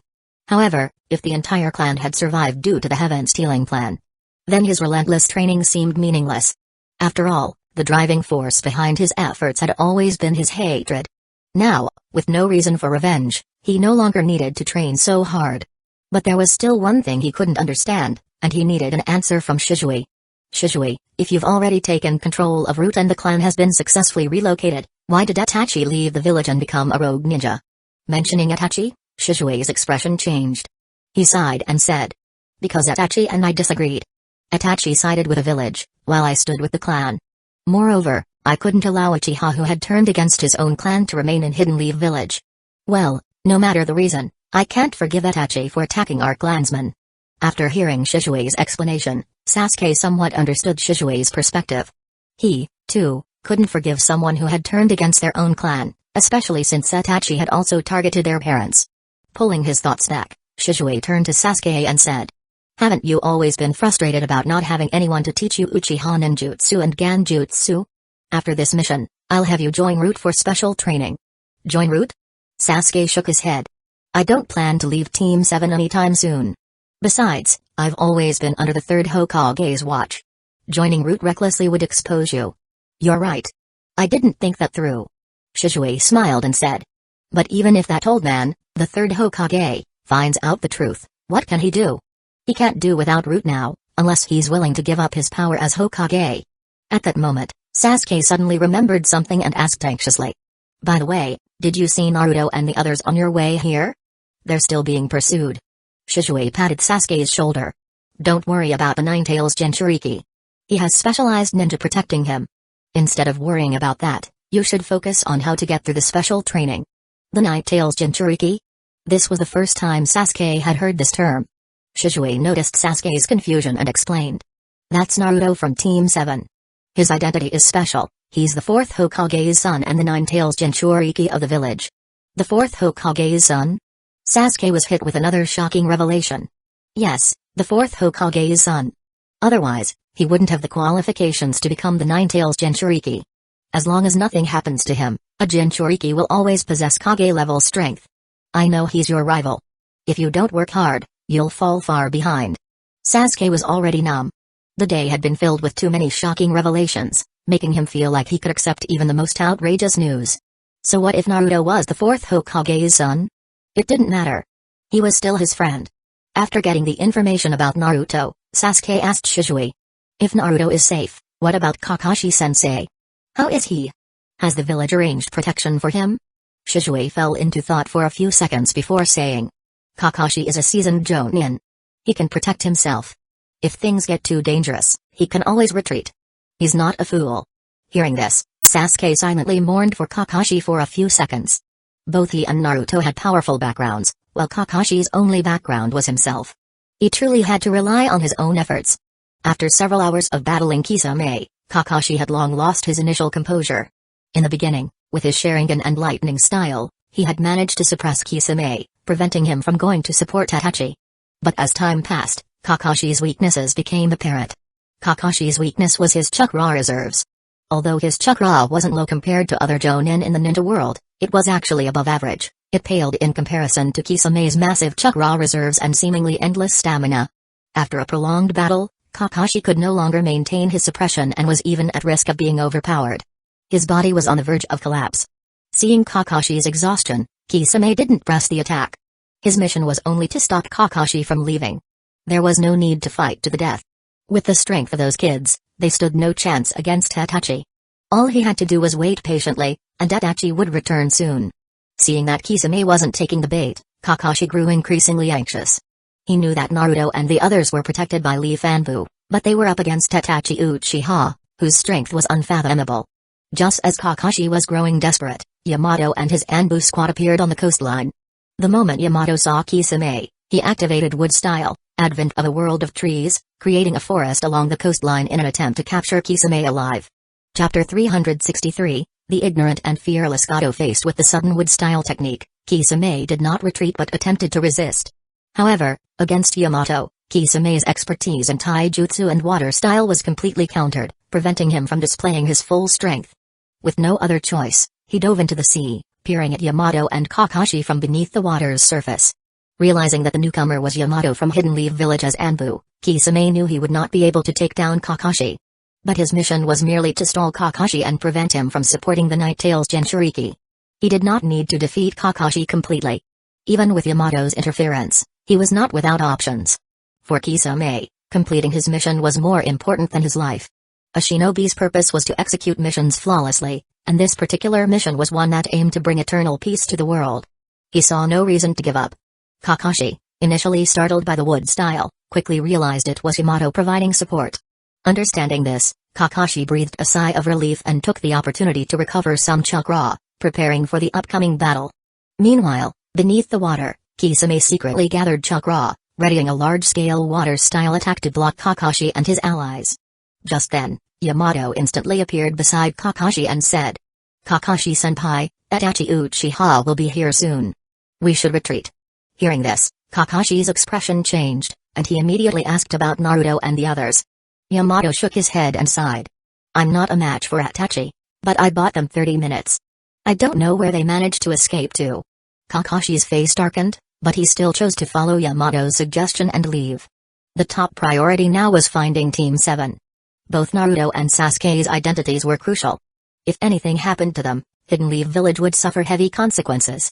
With this decision made, Kakashi and Yamato swiftly left, vanishing into the forest. After traveling over 10 kilometers, Yamato stopped and asked Kakashi. "Kakashi-senpai, what do we do now? Should we report to the Hokage immediately, or go back and face Itachi and Kisame?" Kakashi thought for a moment before replying. "No need to report to the Hokage just yet. Itachi and Kisame might not have captured Naruto." Yamato's forehead stiffened, unsure why Kakashi was so confident. Based on their strength, neither of them could stand against Itachi or Kisame alone. If the two Akatsuki members worked together, they could easily defeat them. Kakashi smiled bitterly and mentioned Byakuya, the mysterious figure who had appeared before. He wasn't placing faith in his own power but rather in Byakuya. Itachi Uchiha was a genius beyond Kakashi's reach, but Byakuya was a monster, someone who had long since surpassed the limits of genius. Hearing that Byakuya had promised to provide assistance from the shadows, Yamato was briefly stunned. He had heard of Byakuya's exploits, knowing that he possessed the same Wood-style bloodline limit as himself, but his mastery far surpassed Yamato's in both development and combat ability. If Byakuya truly was lurking nearby, then there was no need to worry about Naruto and the others. However, it was humiliating for Hidden Leaf Village's Anbu to be unable to protect their own Jinchuriki, relying instead on a shinobi from another village. Even if Byakuya had already rescued Naruto's group, they still needed to regroup with them as soon as possible. Meanwhile, beneath the water, Kisame waited for a long time before finally surfacing. Upon confirming that Kakashi and Yamato had left, Kisame's expression shifted. Just as he was about to leave the water, he spotted Itachi Uchiha approaching the shore. After verifying Itachi's identity, Kisame stepped onto the land and asked, "Itachi, how did it go? Did you capture the Nine-Tails Jinchuriki?" Itachi shook his head. "During the attempt, I encountered several powerful enemies. Weighing the risks, I decided to abandon the mission." Kisame glanced at Itachi, suspecting he might be lying. With Itachi's strength, Hidden Leaf Village shouldn't have been able to put up much resistance, unless they had secretly deployed a Sannin-level ninja to guard Naruto. Otherwise, no one in Hidden Leaf Village could match Itachi. Still, Kisame understood Itachi's hesitation. Not every shinobi could attack their own village's Jinchuriki without hesitation. After a brief pause, Kisame asked, "Did you see your little brother? How is he now?" Mentioning Sasuke, a faint smile appeared on Itachi's lips. "Sasuke is progressing well. He's already near Jonin level, but that's still not enough to survive in a time of war. He must awaken the same eyes as mine." Kisame detected the fondness in Itachi's voice and found his behavior contradictory. Itachi was a shinobi who always spoke about the grand vision of the world. He could deliver profound insights, helping Kisame understand the world beyond the perspective of a single village or nation. Instead of seeing the world through the lens of one country or shinobi village, Itachi viewed it from the perspective of the entire ninja world. To achieve lasting peace, sacrifices had to be made. No individual, village, or even nation was too great to be sacrificed if it meant bringing about true and eternal peace. Yet, when it came to Sasuke, Itachi displayed an inexplicably complex side. If he wanted to train his brother, it would make more sense to keep him close and teach him personally. That way, Sasuke could receive the best guidance. Instead, Itachi had left Sasuke in Hidden Leaf Village to be trained by others, allowing hatred to fester between them. Kisame could easily imagine how much Sasuke despised his older brother after growing up in that environment. And Sasuke's expression during their encounter just a few hours ago confirmed this. Breaking free from his wandering thoughts, Kisame asked Itachi, "Since capturing the Nine-Tails Jinchuriki failed, what do we do next?" Itachi glanced toward the distant land of waves and replied, "We'll stay in the area for now. Capturing Naruto is unlikely, but we still have Gado's mission to complete." Kisame nodded. He wasn't willing to give up on the job either. Although Gado had a nasty attitude and lacked respect, he had offered an enormous sum of money. They couldn't abandon the mission so easily. Land of Waves, Gado's mansion. Gado sat in his office, listening to a report from one of his subordinates. When he heard that a forest had suddenly appeared on the beach near the bridge, he frowned and harshly scolded his underling. "If you don't know how to give a proper report, then don't bother at all. How the hell could a forest just appear on the beach?" Based on his understanding of shinobi, they were nothing more than a bunch of chakra-wielding savages. Sure, they were stronger and faster than normal people and could pull off flashy magic tricks. But they were still within the realm of normal humans. And no normal human could stand up to a gun. Creating a forest out of thin air? That's no jutsu, that's a miracle. Gado's subordinate looked innocent. He knew his report sounded exaggerated, but he was only telling the truth. He hadn't expected Gado to react with such displeasure. After thinking it over, the subordinate revised his report, saying that he had found shipwreck remains near the shore. Hearing this, Gado nodded in satisfaction and said, "So, it seems Tazuna died at sea. Those two shinobi did a decent job. But your earlier report was too exaggerated, don't make the same mistake again." Once his subordinate left, Gado stepped onto the balcony and gazed at the distant civilian district and the half-finished bridge stretching across the sea. This bridge would connect the Land of Fire with the Land of Waves. If completed, it would disrupt his business. But only slightly. The Land of Waves was a hub for smuggling operations. As long as smuggling between nations existed, he could continue making massive profits. For Gado, the reason for targeting Tazuna wasn't merely because he was a bridge builder. It was because Tazuna's son was the leader of a resistance movement against him. If Tazuna successfully completed the bridge, the prestige he gained from it would allow his son to threaten Gado's rule, even overthrow him. That was something Gado could not allow. He refused to tolerate anything that could lead to his downfall. In the Land of Waves, he was the king, the daimyo. Any signs of rebellion had to be crushed before they could grow. Pulling himself out of his thoughts, Gado began considering how to further exploit the commoners. Recruiting those two rogue ninjas might be a good idea.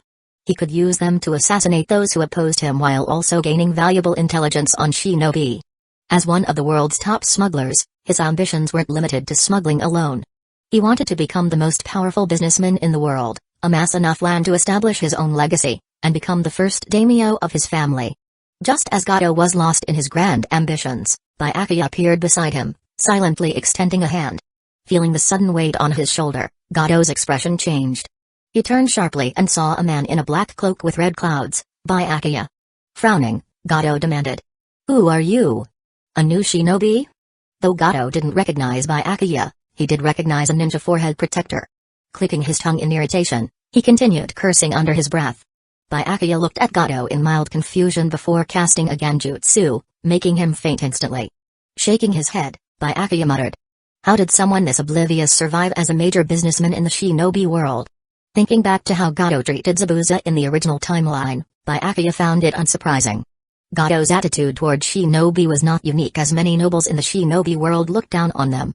After all, to most aristocrats, shinobi were nothing more than a slightly more specialized class of mercenaries.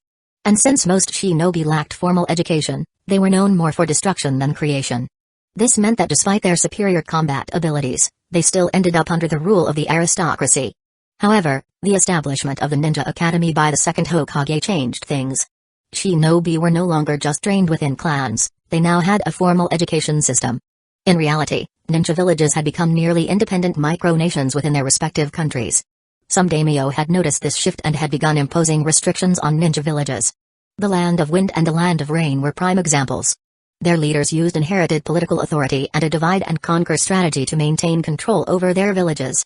Meanwhile, in countries like the Land of Fire, political bonds were strengthened through arranged marriages between nobles and shinobi clans.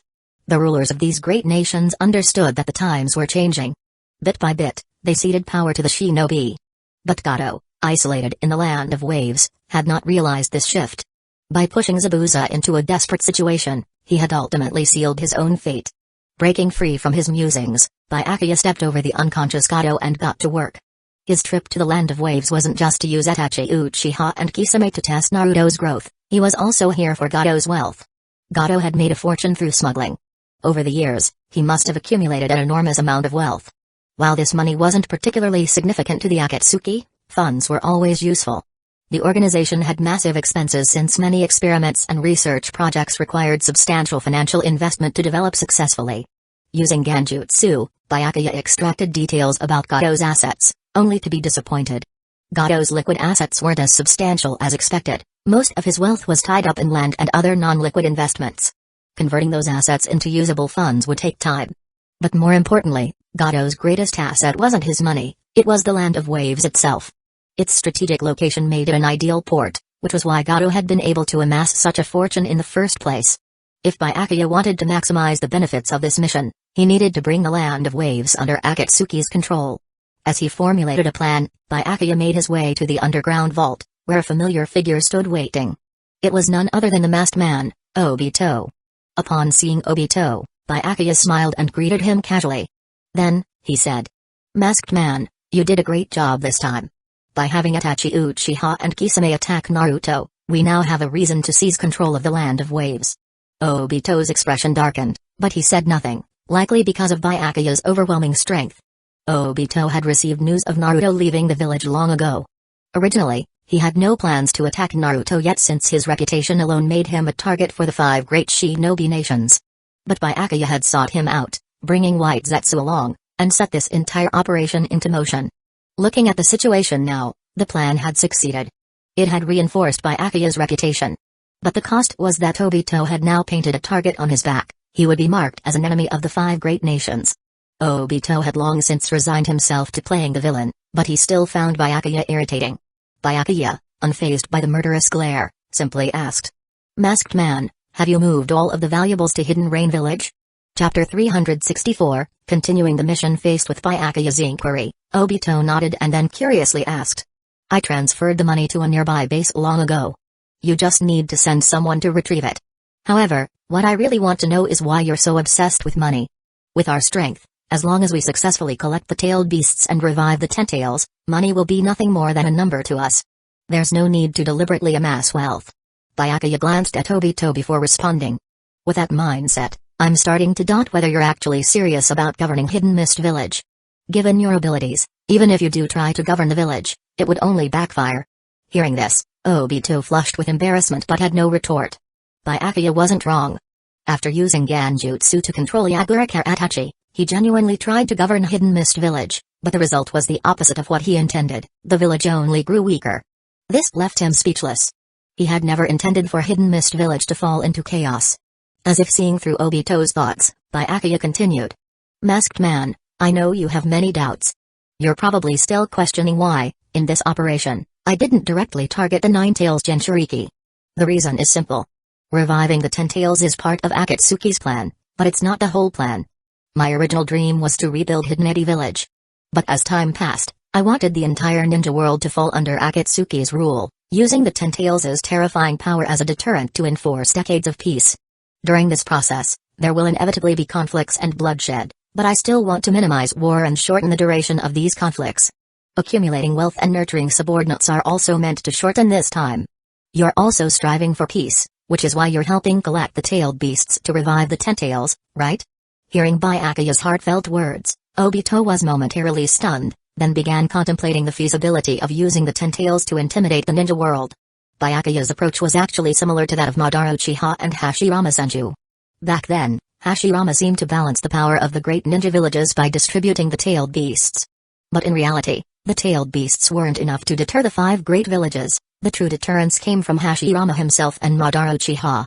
In that sense, Byakuya was indeed a worthy successor of the Senju clan.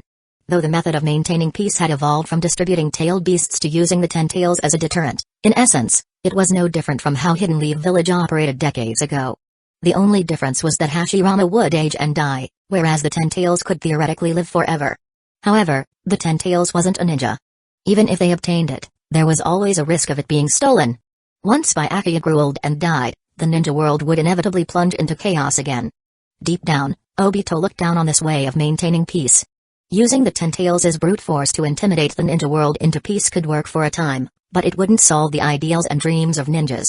Ninjas would still face life-threatening missions and die in unexpected circumstances.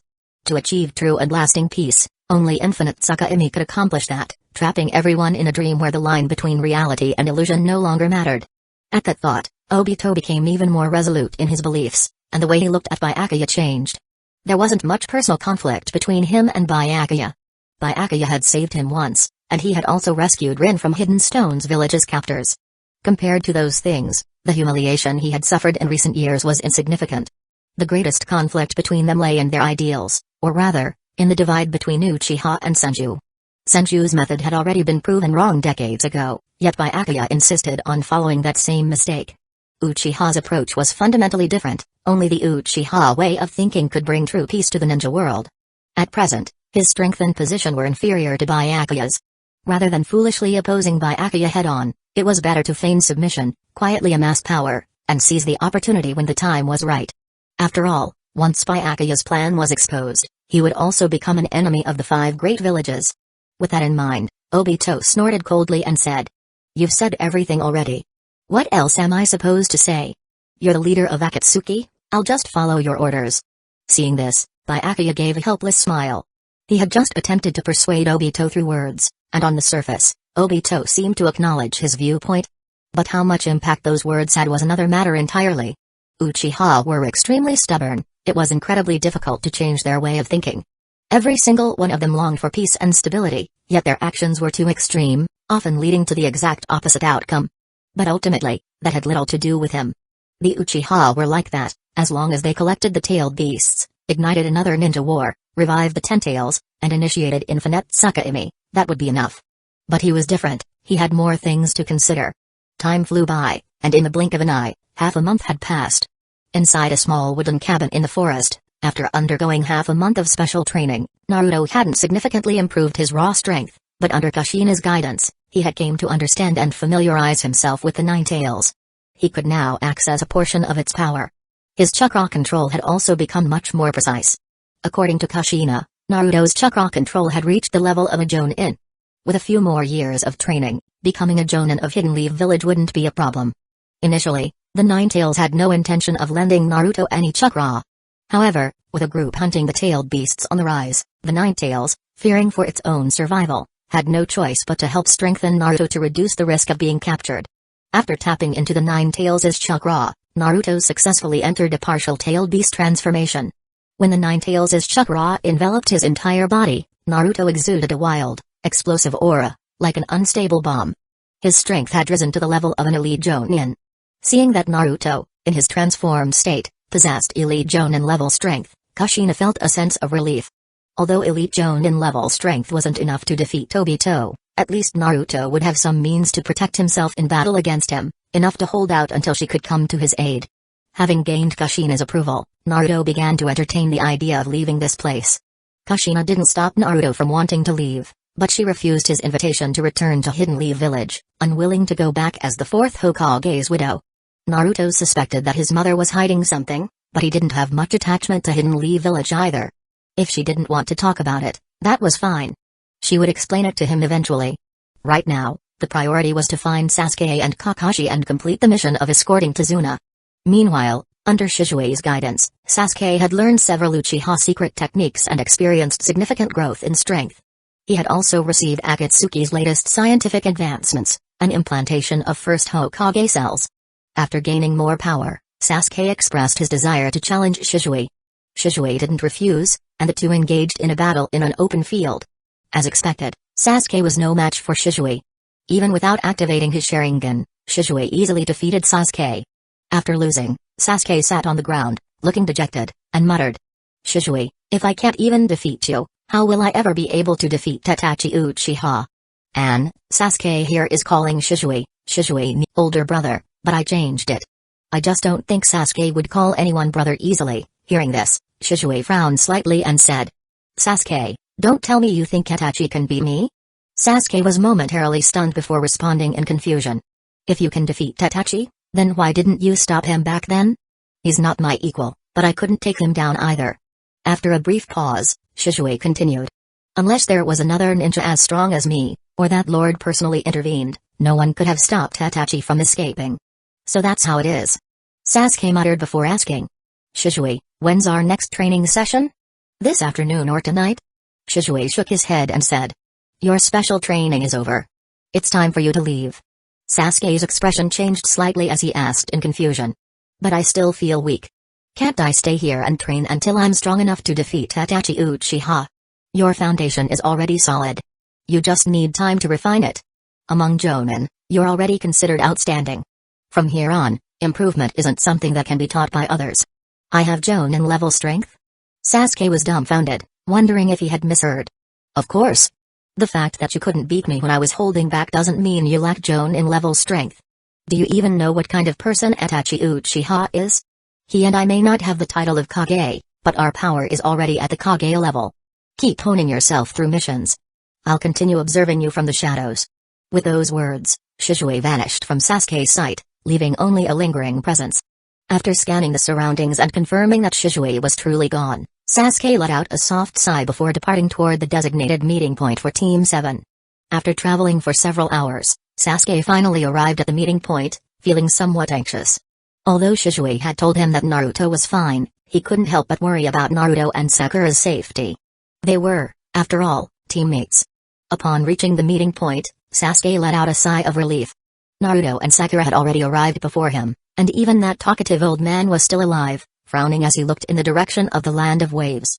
Seeing Sasuke, Sakura immediately ran up to him, saying, "Sasuke, I'm so glad you're okay." Sasuke nodded before turning his gaze to Naruto and saying, "Naruto, you've been training these past few days too. Your chakra feels much stronger than before." Naruto looked at Sasuke and said, "So you've been training too? Who trained you?" Clenching his fists, Sasuke replied, "It was Itachi Uchiha. That bastard is deliberately sharpening me, as if he wants to use me for something. I'll hurry and get stronger. Then kill him." Sakura's expression turned a little awkward. Both Sasuke and Naruto had undergone training, but she had done nothing. Listening to their conversation from the shadows, Yamato silently breathed a sigh of relief. As long as Naruto and Sasuke were safe, he wouldn't have to figure out how to explain things to the Hokage. Kakashi glanced at Yamato and chuckled. "See? I told you they'd be fine. Byakuya really did save them in secret, and he even had them undergo training." Yamato nodded, though his emotions remained complicated. After a few seconds, Kakashi and Yamato emerged from the bushes, stepping in front of Naruto and the others. Seeing Kakashi and Yamato, the group froze for a moment before exclaiming in shock. "Kakashi-sensei. You're alive?" Kakashi gave them an odd look and said, "Were you guys expecting me to die? I know I'm a bit strict with you sometimes, but I'm still your Jonin leader." "Oh, right. Kakashi gestured toward Yamato and said. This is Yamato. Like the first Hokage, he possesses the wood-style bloodline and has been secretly protecting you all as an Anbu ninja. Yamato narrowed his eyes slightly, shooting Kakashi a glance since he hadn't expected him to reveal his identity so openly. But considering his signature jutsu and background, it wasn't exactly a secret worth hiding. At that moment, Sasuke seemed to remember something and asked Yamato. I recall Kakashi-sensei mentioning that a ninja named Byakuya also possesses wood style. Between you and Byakuya, who is stronger? Hearing this, Yamato fell silent. Kakashi's expression turned a little awkward as he cleared his throat and said. Of course, Byakuya is stronger. But that doesn't mean Yamato is weak. Don't underestimate him, he's one of the top jonin in the village. I see. The group looked at Yamato differently now. Yamato enjoyed that look. Though he had a rather stiff expression and a bit of social anxiety, he liked being admired. Being respected even made him feel like jumping for joy. After the awkward topic ended, Kakashi and the others tacitly avoided discussing the events of the past few days. Since their client, Tazuna, was still around, many sensitive topics, especially those concerning Hidden Leaf Village's secrets, couldn't be openly discussed.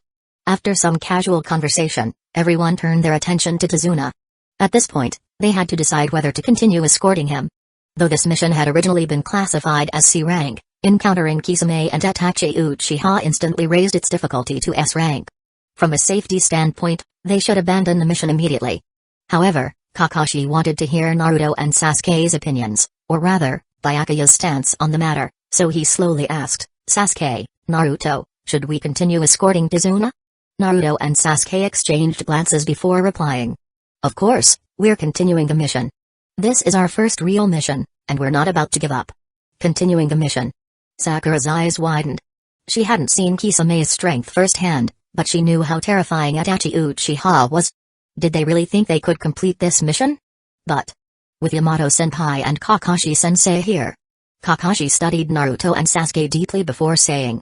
Since you're both willing to proceed, then we'll continue the mission. Chapter 365, Mirtsuka-imi. A few hours later, under the cover of night, Team 7 successfully reached the coastline. This time, their landing was smooth, there were no guards, and no shinobi intercepting them. They entered the land of waves without issue and safely escorted Tazuna to the civilian district. Before long, Tazuna led them to his home. In the house, there was only a 7 or 8-year-old child, living alone with Tazuna. The child's father, Tazuna's son, had died years ago in the struggle against Kato's tyranny. Upon returning home, Tazuna took out what little dried meat he had to offer his guests.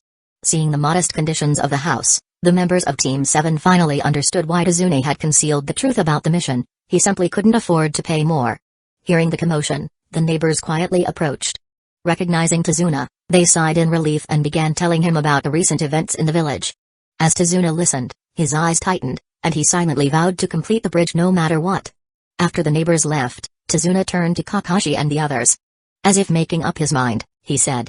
Can I hire you to protect me until the bridge is finished? I'll find a way to pay you later.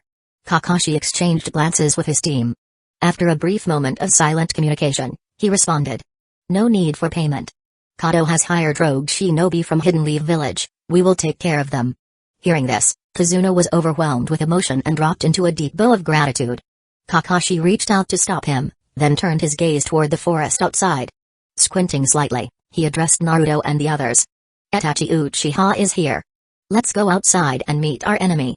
With that, Kakashi disappeared from the house in a flicker, and Naruto and Sasuke followed closely behind. Once outside, they saw Itachi Uchiha and Kisame, fully armed and ready. Their arrival didn't come as a surprise. The moment Team 7 decided to continue the mission, they had already prepared for battle. Upon seeing Itachi, Sasuke gritted his teeth. Itachi Uchiha. I'm not the same as before. I'll show you the results of my training. Itachi was momentarily taken aback, then smiled. It seemed Shisui had been training Sasuke these past few days. However, Itachi doubted Sasuke was ready to face him. If his hatred were strong enough, he would have already awakened the 3 Tomoe Sharingan. With that in mind, Itachi spoke calmly. The last lesson didn't seem to leave an impression on you. Looks like I need to help you remember what happened that night. And maybe add some new memories this time. Itachi then cast his gaze towards a certain distance. If your comrades and teacher get in the way, I could always break their limbs and throw them into the sea. Hearing Itachi's words, Sasuke could no longer hold back. He vanished in a blur, drawing his sword and lunging at his brother. Itachi's eyes flashed as he flicked several kunai at Sasuke. However, when the kunai pierced Sasuke's body, they didn't stop, they went straight through, stabbing into the ground, leaving only the handles exposed. Itachi grimaced. He quickly realized what had happened. Sasuke had used Shizue's teleportation jutsu, a version of the teleportation jutsu that left behind an afterimage. Seeing Sasuke master such an advanced technique, Itachi felt a sense of relief. As long as Sasuke didn't face elite jonin of renown, he wouldn't need to worry about his safety. Kakashi had initially wanted to stop Sasuke, but after seeing him hold his own against Itachi, he decided against interfering. Whatever Itachi's true objective was, he had no intention of killing Sasuke, not yet, at least. Even if Sasuke lost, he would only suffer a few injuries. Meanwhile, the rest of Team 7 needed to focus on dealing with Kisame. With that in mind, Kakashi and Yamato, who had been hiding in the shadows, launched an attack on Kisame. Facing the combined assault of Kakashi and Yamato, Kisame felt helpless. In a one-on-one fight, he was confident he wouldn't lose. But against two formidable jonin working together, he doubted he could last 10 minutes. There was no helping it, lightning style and wood style countered him too well. As Kakashi and Sasuke engaged in battle, Naruto glanced at Kisame, then at Itachi, before ultimately deciding to join Sasuke's fight. His mother had once told him that the Sharingan was highly effective against ordinary shinobi, but not so much against Jinchuriki. Even if a Jinchuriki was caught in a Genjutsu, their tailed beast could disrupt it. Still, to be safe, Naruto reached out to Kurama. Borrowing its chakra, he let the red aura of the Nine Tails cloak his body and charged at Itachi. Itachi had been treating this as a sparring match with Sasuke, but when he sensed the Nine Tails' chakra, his expression darkened. Taking a few steps back, he swiftly formed hand seals and muttered. Fire style, Rage of Sages, Flame of Phoenixes.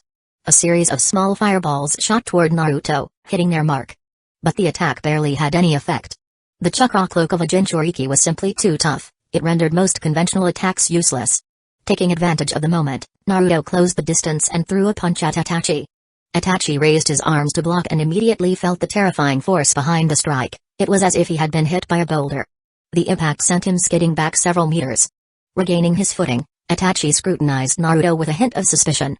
When did Naruto learn to harness the Nine Tails power? If he had mastered it earlier, why hadn't he used it in their previous battles? Well, it seems you've grown stronger. Standing beside Naruto, Sasuke smirked. Right back at you. And you've learned some strange new tricks, like that teary teleportation jutsu. The two exchanged a grin before launching another assault on Itachi. Realizing their true strength, Itachi stopped holding back. His ninjutsu and taijutsu weren't particularly remarkable, compared to other elite jonin, they weren't anything special. But his Genjutsu was Kage level. More importantly, he excelled at seamlessly combining all three disciplines, using them at the perfect moments. This was why Itachi was rated as a Kage level shinobi. In the ninja world, aside from a handful of monsters without weaknesses, most Kage-ranked shinobi had only mastered one domain at the highest level. For example, Naruto could exhibit Kage level strength if he fully surrendered his body to the Nine Tails and underwent complete transformation. His raw destructive power would be comparable to that of a Kage. After a few exchanges, both Naruto and Sasuke felt immense pressure. They couldn't find any flaws in Itachi's defense. Instead, every time he attacked, they found themselves in a tight spot. Even Kurama was getting frustrated. The fox even suggested that Naruto let go of control and allow it to take over. Naruto ignored the offer. He wasn't about to entrust his body to Kurama, since who knew what the fox would do? At that moment, Sasuke let his guard down for a split second. Itachi's Genjutsu seized the opportunity. With a single strike, Sasuke was sent crashing to the ground. Naruto, distracted by his conversation with Kurama, left a fatal opening. His tailed beast cloak was pierced, and his body was sent flying like a broken kite, crashing hard onto the ground.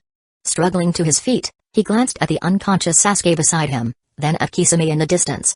Kakashi and the Anbu shinobi Yamato were too preoccupied to help, and he himself wasn't a match for Itachi Uchiha.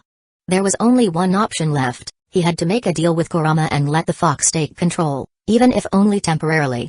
Just then, a figure in an Akatsuki cloak appeared on the battlefield. It was none other than Byakuya, who had been silently observing the fight for some time. As the mastermind behind the events in the Land of Waves, he had a habit of showing up at the most critical moments. Lifting Naruto from the ground, Byakuya spoke casually. Naruto, you just finished training, and now you're fighting a shinobi of Itachi Uchiha's level. Don't you think that's a bit arrogant? Naruto scratched his head awkwardly. Byakuya-senpai, It's not like I wanted to fight Itachi. But if I want to complete my mission for the village, I have no choice. Oh, right. Go check on Sasuke first, he passed out. Yeah. Byakuya waved off Naruto's request dismissively. Approaching Sasuke, he placed his hand over him and activated a medical ninjutsu. Within moments, Sasuke's eyes fluttered open. The first thing Sasuke saw was Naruto and Byakuya. He exhaled in relief before asking. Naruto. Byakuya-senpai. Did you defeat Itachi Uchiha? How long was I out? Byakuya shook his head and pointed toward the distance. We didn't beat Itachi. Look, he's still standing right there. Following Byakuya's gaze, Sasuke saw Itachi standing motionless in the distance. His previously calm emotions reignited into a storm of rage, and he tried to get up, determined to finish his brother off. Byakuya stopped him in his tracks and said bluntly. Don't go rushing to your death. Itachi isn't someone you can handle. Even the Hokage couldn't stop him when he defected from the village. Do you think you're stronger than the Hokage? Go back and train under Shizue properly. Sasuke froze, his expression shifting to one of shock. Byakuya knew about Shizue. Did that mean the new leader of Root was somehow connected to Byakuya? Could that be why Shizue hadn't made a move this time? Naruto, meanwhile, turned his gaze back to Itachi and spoke urgently. Byakuya-senpai, we have to do something about Itachi, or we won't be able to leave here. My gut tells me. He's not even using half his strength yet. If you can just buy me some time, I can let her. Before Naruto could finish his sentence, Byakuya was already walking toward Itachi. His expression darkened. Naruto knew Byakuya was one of the strongest shinobi in the world, but Itachi was no pushover either. Even Yamato wasn't confident in facing him. However, something seemed off. Byakuya was moving unhurriedly, showing no sign of tension. He understood Itachi's abilities well. Apart from Amaterasu, none of Itachi's techniques could truly threaten him. Watching Byakuya approach, Itachi's composure wavered slightly. He had some knowledge of Byakuya's abilities.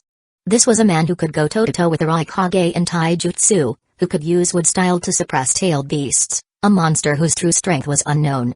It doesn't have to be this way, Byakuya-dono. We have no personal grudge. Itachi tried to talk his way out. Byakuya wasn't interested. Before Itachi could continue, Byakuya vanished in a blur, appearing instantly behind him. With a swift strike, Byakuya's blade sliced through the kunai Itachi had raised to defend himself. In the next moment, Itachi's body dissolved into a flock of crows, dispersing and reforming atop a tree branch some distance away. Realizing his opponent was too dangerous for restraint, Itachi activated his Mengekyo Sharingan. Tsukami. It was one of his most feared techniques, a genjutsu capable of dragging his target into a world where time and space were entirely under his control. But Byakuya didn't try to resist. He allowed himself to be pulled into the illusion. In the Tsukami world, the sky was a deep crimson, the ground bathed in eerie red hues. Byakuya found himself bound by thick iron chains, unable to move. Itachi's voice echoed through the void. Byakuya, I have no intention of making you my enemy. If you cease your attack, I will release the genjutsu immediately. Byakuya narrowed his eyes. And if I refuse? You plan to keep me trapped here until I die of old age? After a brief silence, Itachi responded. No. But I can make you suffer. I will torment you over and over again. In this space, time lasts for 72 hours. Byakuya smirked. Go ahead, then. Itachi frowned but proceeded with his technique. In the illusory world, he repeatedly attacked Byakuya with kunai and shuriken, expecting him to break. However, something was wrong. In Tsukami, Itachi was supposed to be invincible. His attacks, formed from chakra constructs, should have been absolute. But Byakuya remained unscathed. Kunai clashed against him, but they didn't cut. Shuriken struck his body, yet they bounced off harmlessly. No matter how many times Itachi tried, he couldn't injure him. You're missing something, Itachi. Then, Byakuya, still bound to the ground, suddenly chuckled. I can break free from your illusion, I just wanted to see your Tsukami in action. Before Itachi could process those words, the Tsukami world cracked like shattered glass. Reality snapped back into place. Itachi stumbled slightly, gasping for breath, his chakra reserves drained. Byakuya, however, remained perfectly composed. The gap between them was now painfully clear. Chapter 366, Kakashi, you should know who she is. After recovering, Itachi Uchiha looked at Byakuya as if he were staring at a monster. He knew there was a gap between their strength, but he hadn't expected it to be this vast. His prized Dojutsu, Tsukami, had absolutely no effect on Byakuya. Had Byakuya not only reached Kage level in ninjutsu and taijutsu but also in ganjutsu resistance? This realization made Itachi start to worry. Would Byakuya's existence pose a threat to the village? Although Byakuya's Hidden Rain village had a good relationship with Hidden Leaf village, his strength was enough to endanger it. However, since Byakuya was currently opposing the masked man, there was no need to be overly concerned. That said, he was definitely in for some suffering today. Byakuya noticed Itachi's change in expression but paid it no mind. Instead, he focused on his own Mangekyo Sharingan. His Mangekyo didn't seem to have any special dojutsu, but it granted him extremely high resistance to Ganjutsu and significantly amplified his ninjutsu. When he had entered the Tsukahime space earlier, he had braced himself to endure 3 days and nights of torture. But unexpectedly, his Mangekyo had silently activated, allowing him to instantly break free from Tsukahime. This ability reminded Byakuya of an old acquaintance who loved to laugh. Madara Uchiha. If he remembered correctly, Madara's Mangekyo had no recorded dojutsu either. Could it be that his Mangekyo was the same as Madara's? Was this the power of sheer stats? No flashy abilities, just overwhelming strength. Shaking off his wandering thoughts, Byakuya refocused on Itachi, preparing to use him for more practice. At this moment, Itachi was drenched in sweat, desperately thinking of a way to escape. When Byakuya disappeared from view, Itachi instinctively used his crow teleportation to dodge the attack. However, Byakuya had already locked onto his chakra and appeared precisely at his escape point in advance. A wind blade was drawn and slashed toward Itachi. At this critical moment, Itachi activated his trump card. Susanoo. As a massive amount of chakra condensed, Susanoo manifested around Itachi, blocking the wind blade but leaving a clearly visible scar on its surface. In an instant, Susanoo expanded rapidly, developing flesh and armor as it entered its third stage. The Crimson Susanoo stood tall like an ancient war god, gazing down at Byakuya and his companions. Byakuya smiled slightly, then formed hand seals and slammed his hands onto the ground. The earth cracked open as countless vines shot up, intertwining to form a massive wooden figure over 30 meters tall, more than twice the size of Susanoo. It resembled a wrathful guardian deity subduing a demon. Seeing this, Naruto and Sasuke gasped audibly.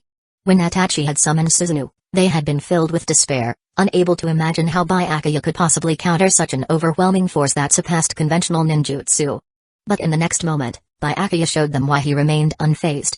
Even Kakashi and Yamato, who had been fighting Kisame, turned their attention toward Byakuya and Itachi due to the sheer scale of the battle. When they saw Susanoo and the wooden giant, Kakashi and Yamato were stunned. After a brief moment of shock, Kakashi asked Yamato. Yamato, you also have wood style. Can you perform something on this scale? Yamato glanced at Kakashi, let out a bitter laugh, and said. What do you think, Kakashi-senpai?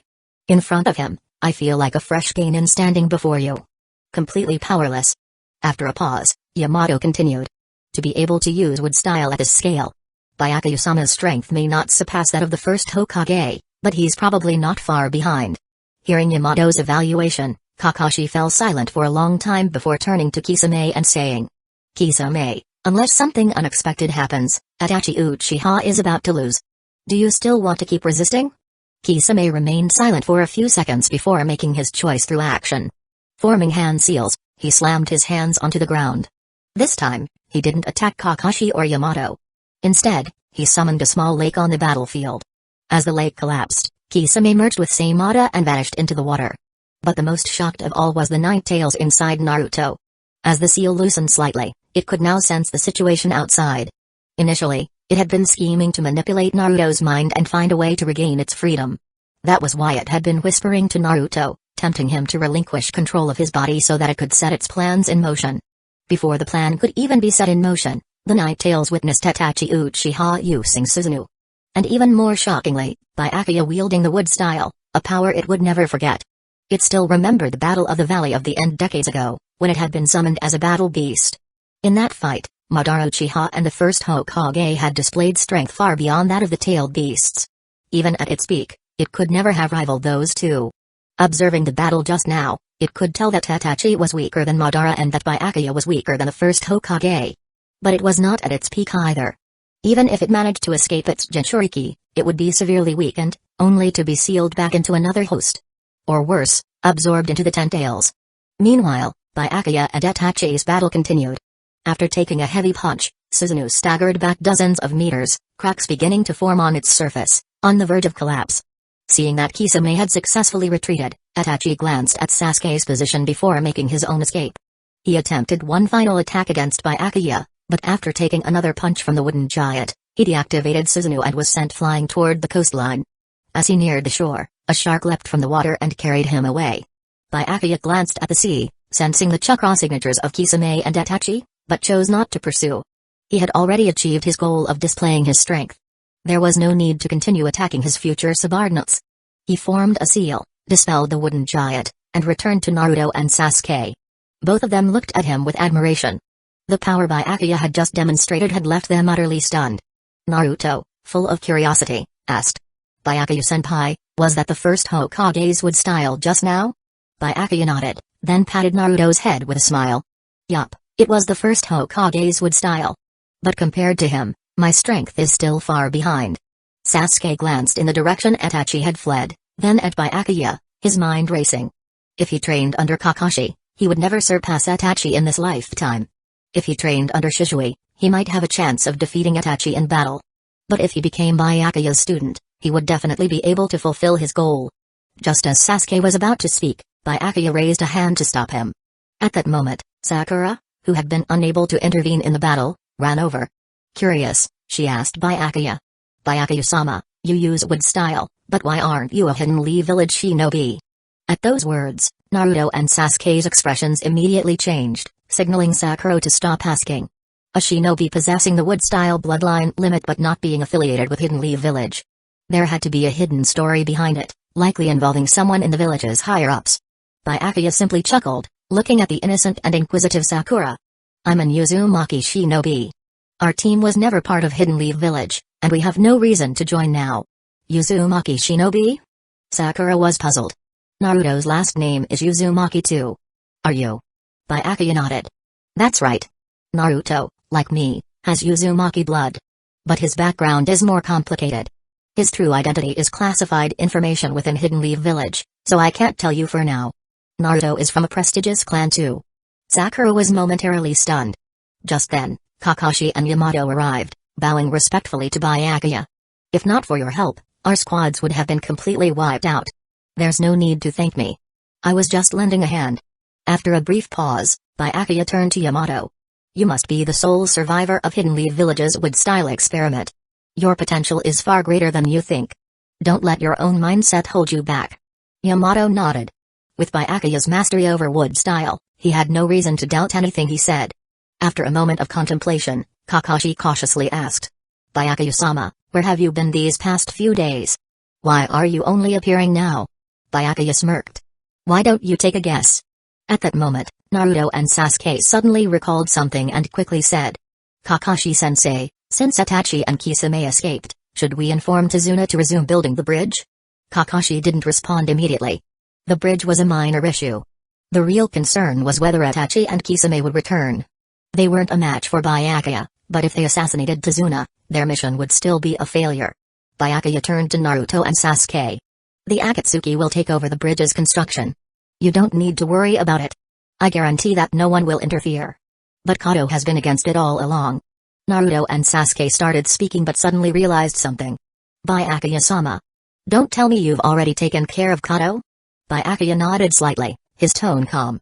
After reasoning with him and appealing to his emotions, Kato finally realized the extent of his wrongdoings. He promised me that he would ensure the successful construction of the Uzumaki Bridge and invest in extensive infrastructure for the Land of Waves. Once that is done, he will disperse his wealth and retire to a secluded place to take his own life as atonement.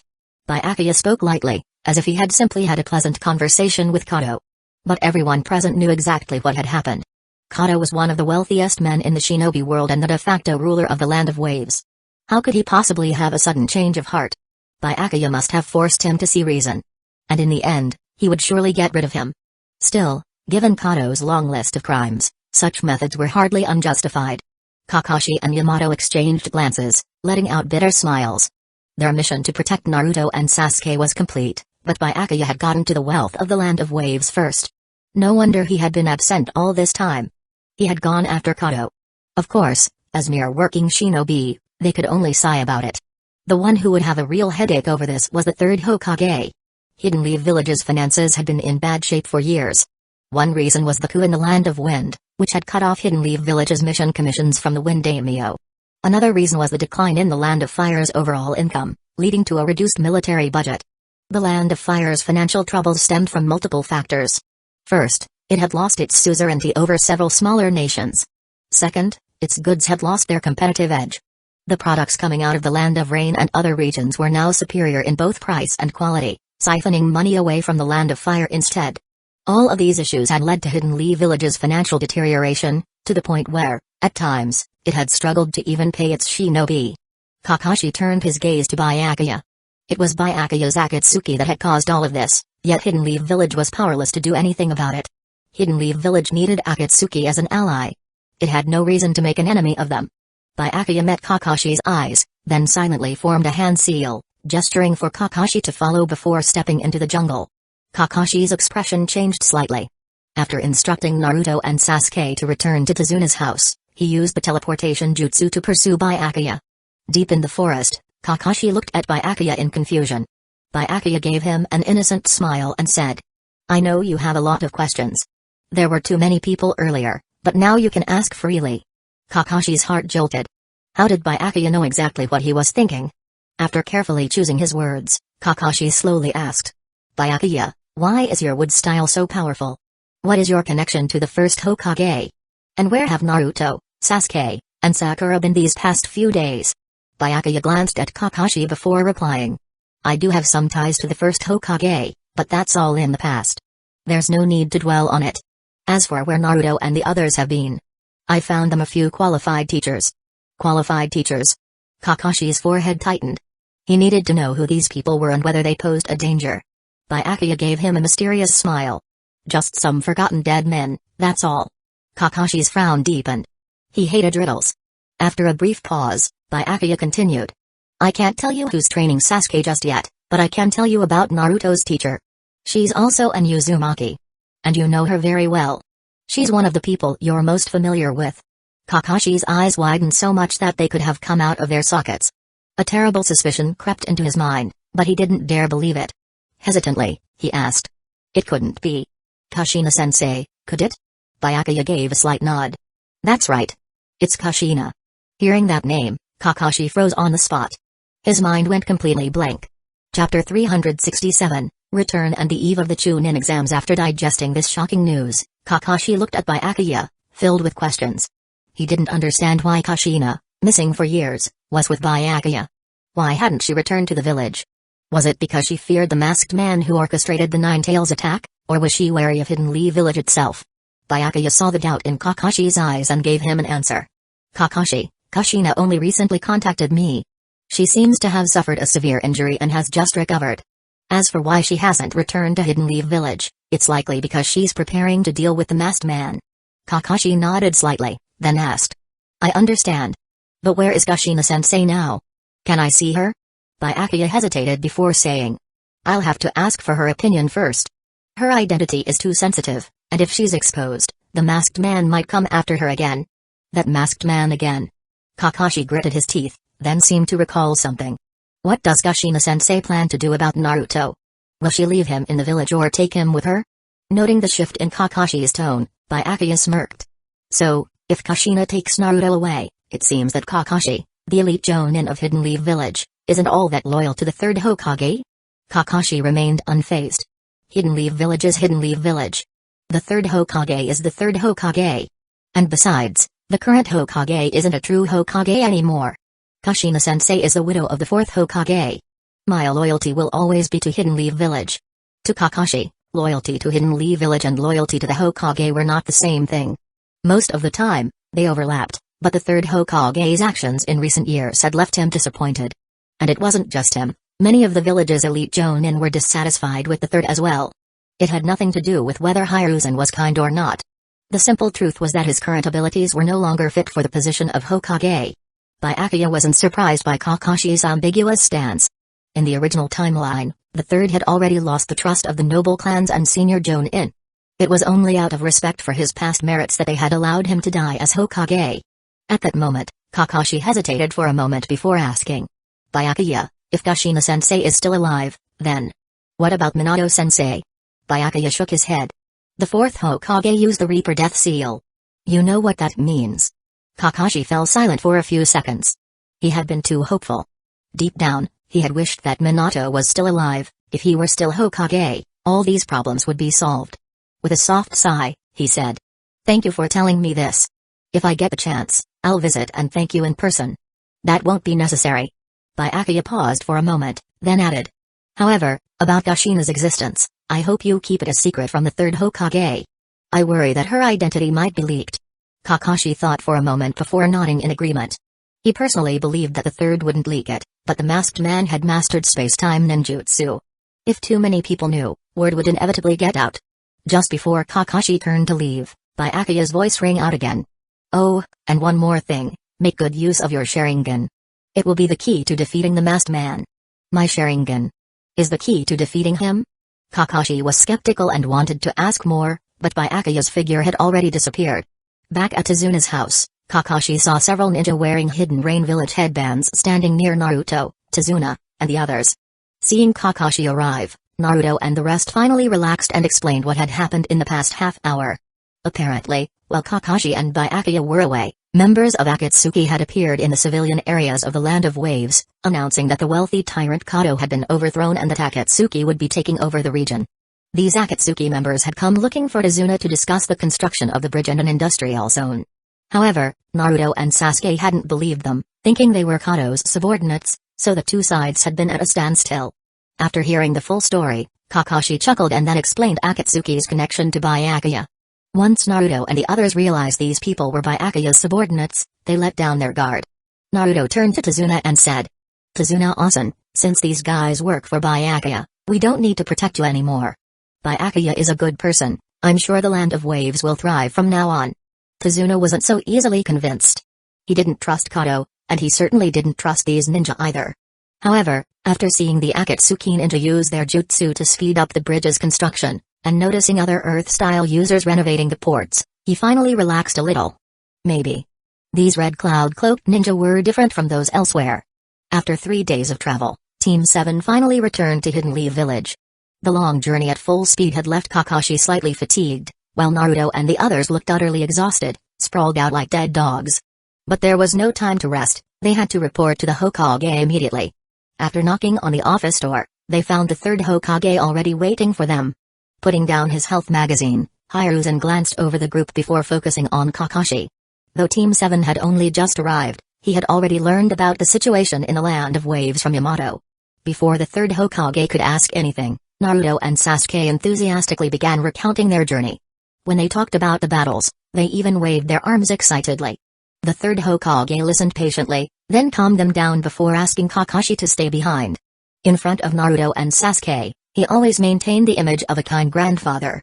But before an elite jonin like Kakashi, he was only one thing, the third Hokage of Hidden Leaf Village. Picking up the mission report Kakashi had prepared, he casually skimmed through it and then asked indifferently, "Kakashi, you encountered Byakuya during the mission? And he helped you defeat Itachi and Kisame?" Kakashi nodded. "That's right. Somehow, Naruto's whereabouts were leaked, and both Itachi and the masked man found out. If it weren't for Byakuya, we would have been in real danger." The third Hokage tapped his fingers on the desk. "I've known for a while that the masked man has spies in the village. But how did Byakuya also know your movements?" Kakashi was taken aback, then answered, "Hokage-sama, I have no idea." The third stared at Kakashi for a moment before sighing.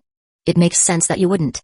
Byakuya and Hidden Rain Village must also have spies in Hidden Leaf Village, but at least they're on our side." After a pause, he continued. "According to this report, you and Yamato witnessed Byakuya's wood style firsthand. How would you evaluate his strength?" Kakashi hesitated. He wasn't sure if he should say what he truly thought. Seeing his hesitation, the third Hokage waved his hand. "Just be honest. I simply want your evaluation." Recalling what he had witnessed, Kakashi took a deep breath and said, "His power surpasses that of a demigod. Byakuya has already exceeded Hanzo of the Salamander, and he's only one step away from being a god of shinobi." After a brief pause, he added, "I also suspect that Byakuya is somehow connected to the first and second Hokage. He might be a descendant of the Senju clan through the Uzumaki lineage. Otherwise, his wood style wouldn't be this powerful. He's on a completely different level compared to Yamato." The third Hokage remained silent for a long time after hearing Kakashi's assessment. Slowly, he reached into his desk drawer, pulled out his pipe, and took a few dry puffs without lighting it. A ninja who had surpassed the demigod. His emotions were complicated. He couldn't help but regret not sending reinforcements to Hidden Eddy Village all those years ago. If Hidden Leaf Village had saved Hidden Eddy Village and integrated its surviving shinobi, Byakuya might have grown up as a Hidden Leaf Village ninja. With Byakuya around, the fourth Hokage would never have died during the Nine Tails attack, and everything that followed might never have happened. Then again, if Byakuya had been in Hidden Leaf Village, he might have just ended up as an experimental subject for Denzo and Orochimaru. Those two never considered the consequences of their actions. After discussing Byakuya's strength, the third Hokage shifted the topic. By the way, during those 10 days when Naruto and Sasuke were missing, were they with Byakuya, or did they go somewhere else? Kakashi's heart skipped a beat, but he maintained his composure. I don't know where they went. I asked them, but they refused to say. The third Hokage unexpectedly dropped the issue. If they don't want to talk, so be it. Everyone has their secrets. He waved a hand, dismissing Kakashi. Kakashi found this odd but said nothing. As he left the Hokage's office, he couldn't shake the feeling that the third already knew something but had chosen to stay silent. Once Kakashi was gone, the third Hokage's expression darkened. He reached into his drawer and pulled out another report, one sent by Itachi Uchiha. The report contained two key pieces of information. First, the masked man had set his sights on the Nine-Tails Jinchuriki, Naruto, though he hadn't made a move yet. Second, Itachi was questioning whether their past agreement still stood. Why were members of Root making contact with Sasuke? After reading it, the third Hokage instantly understood where Naruto and Sasuke had gone.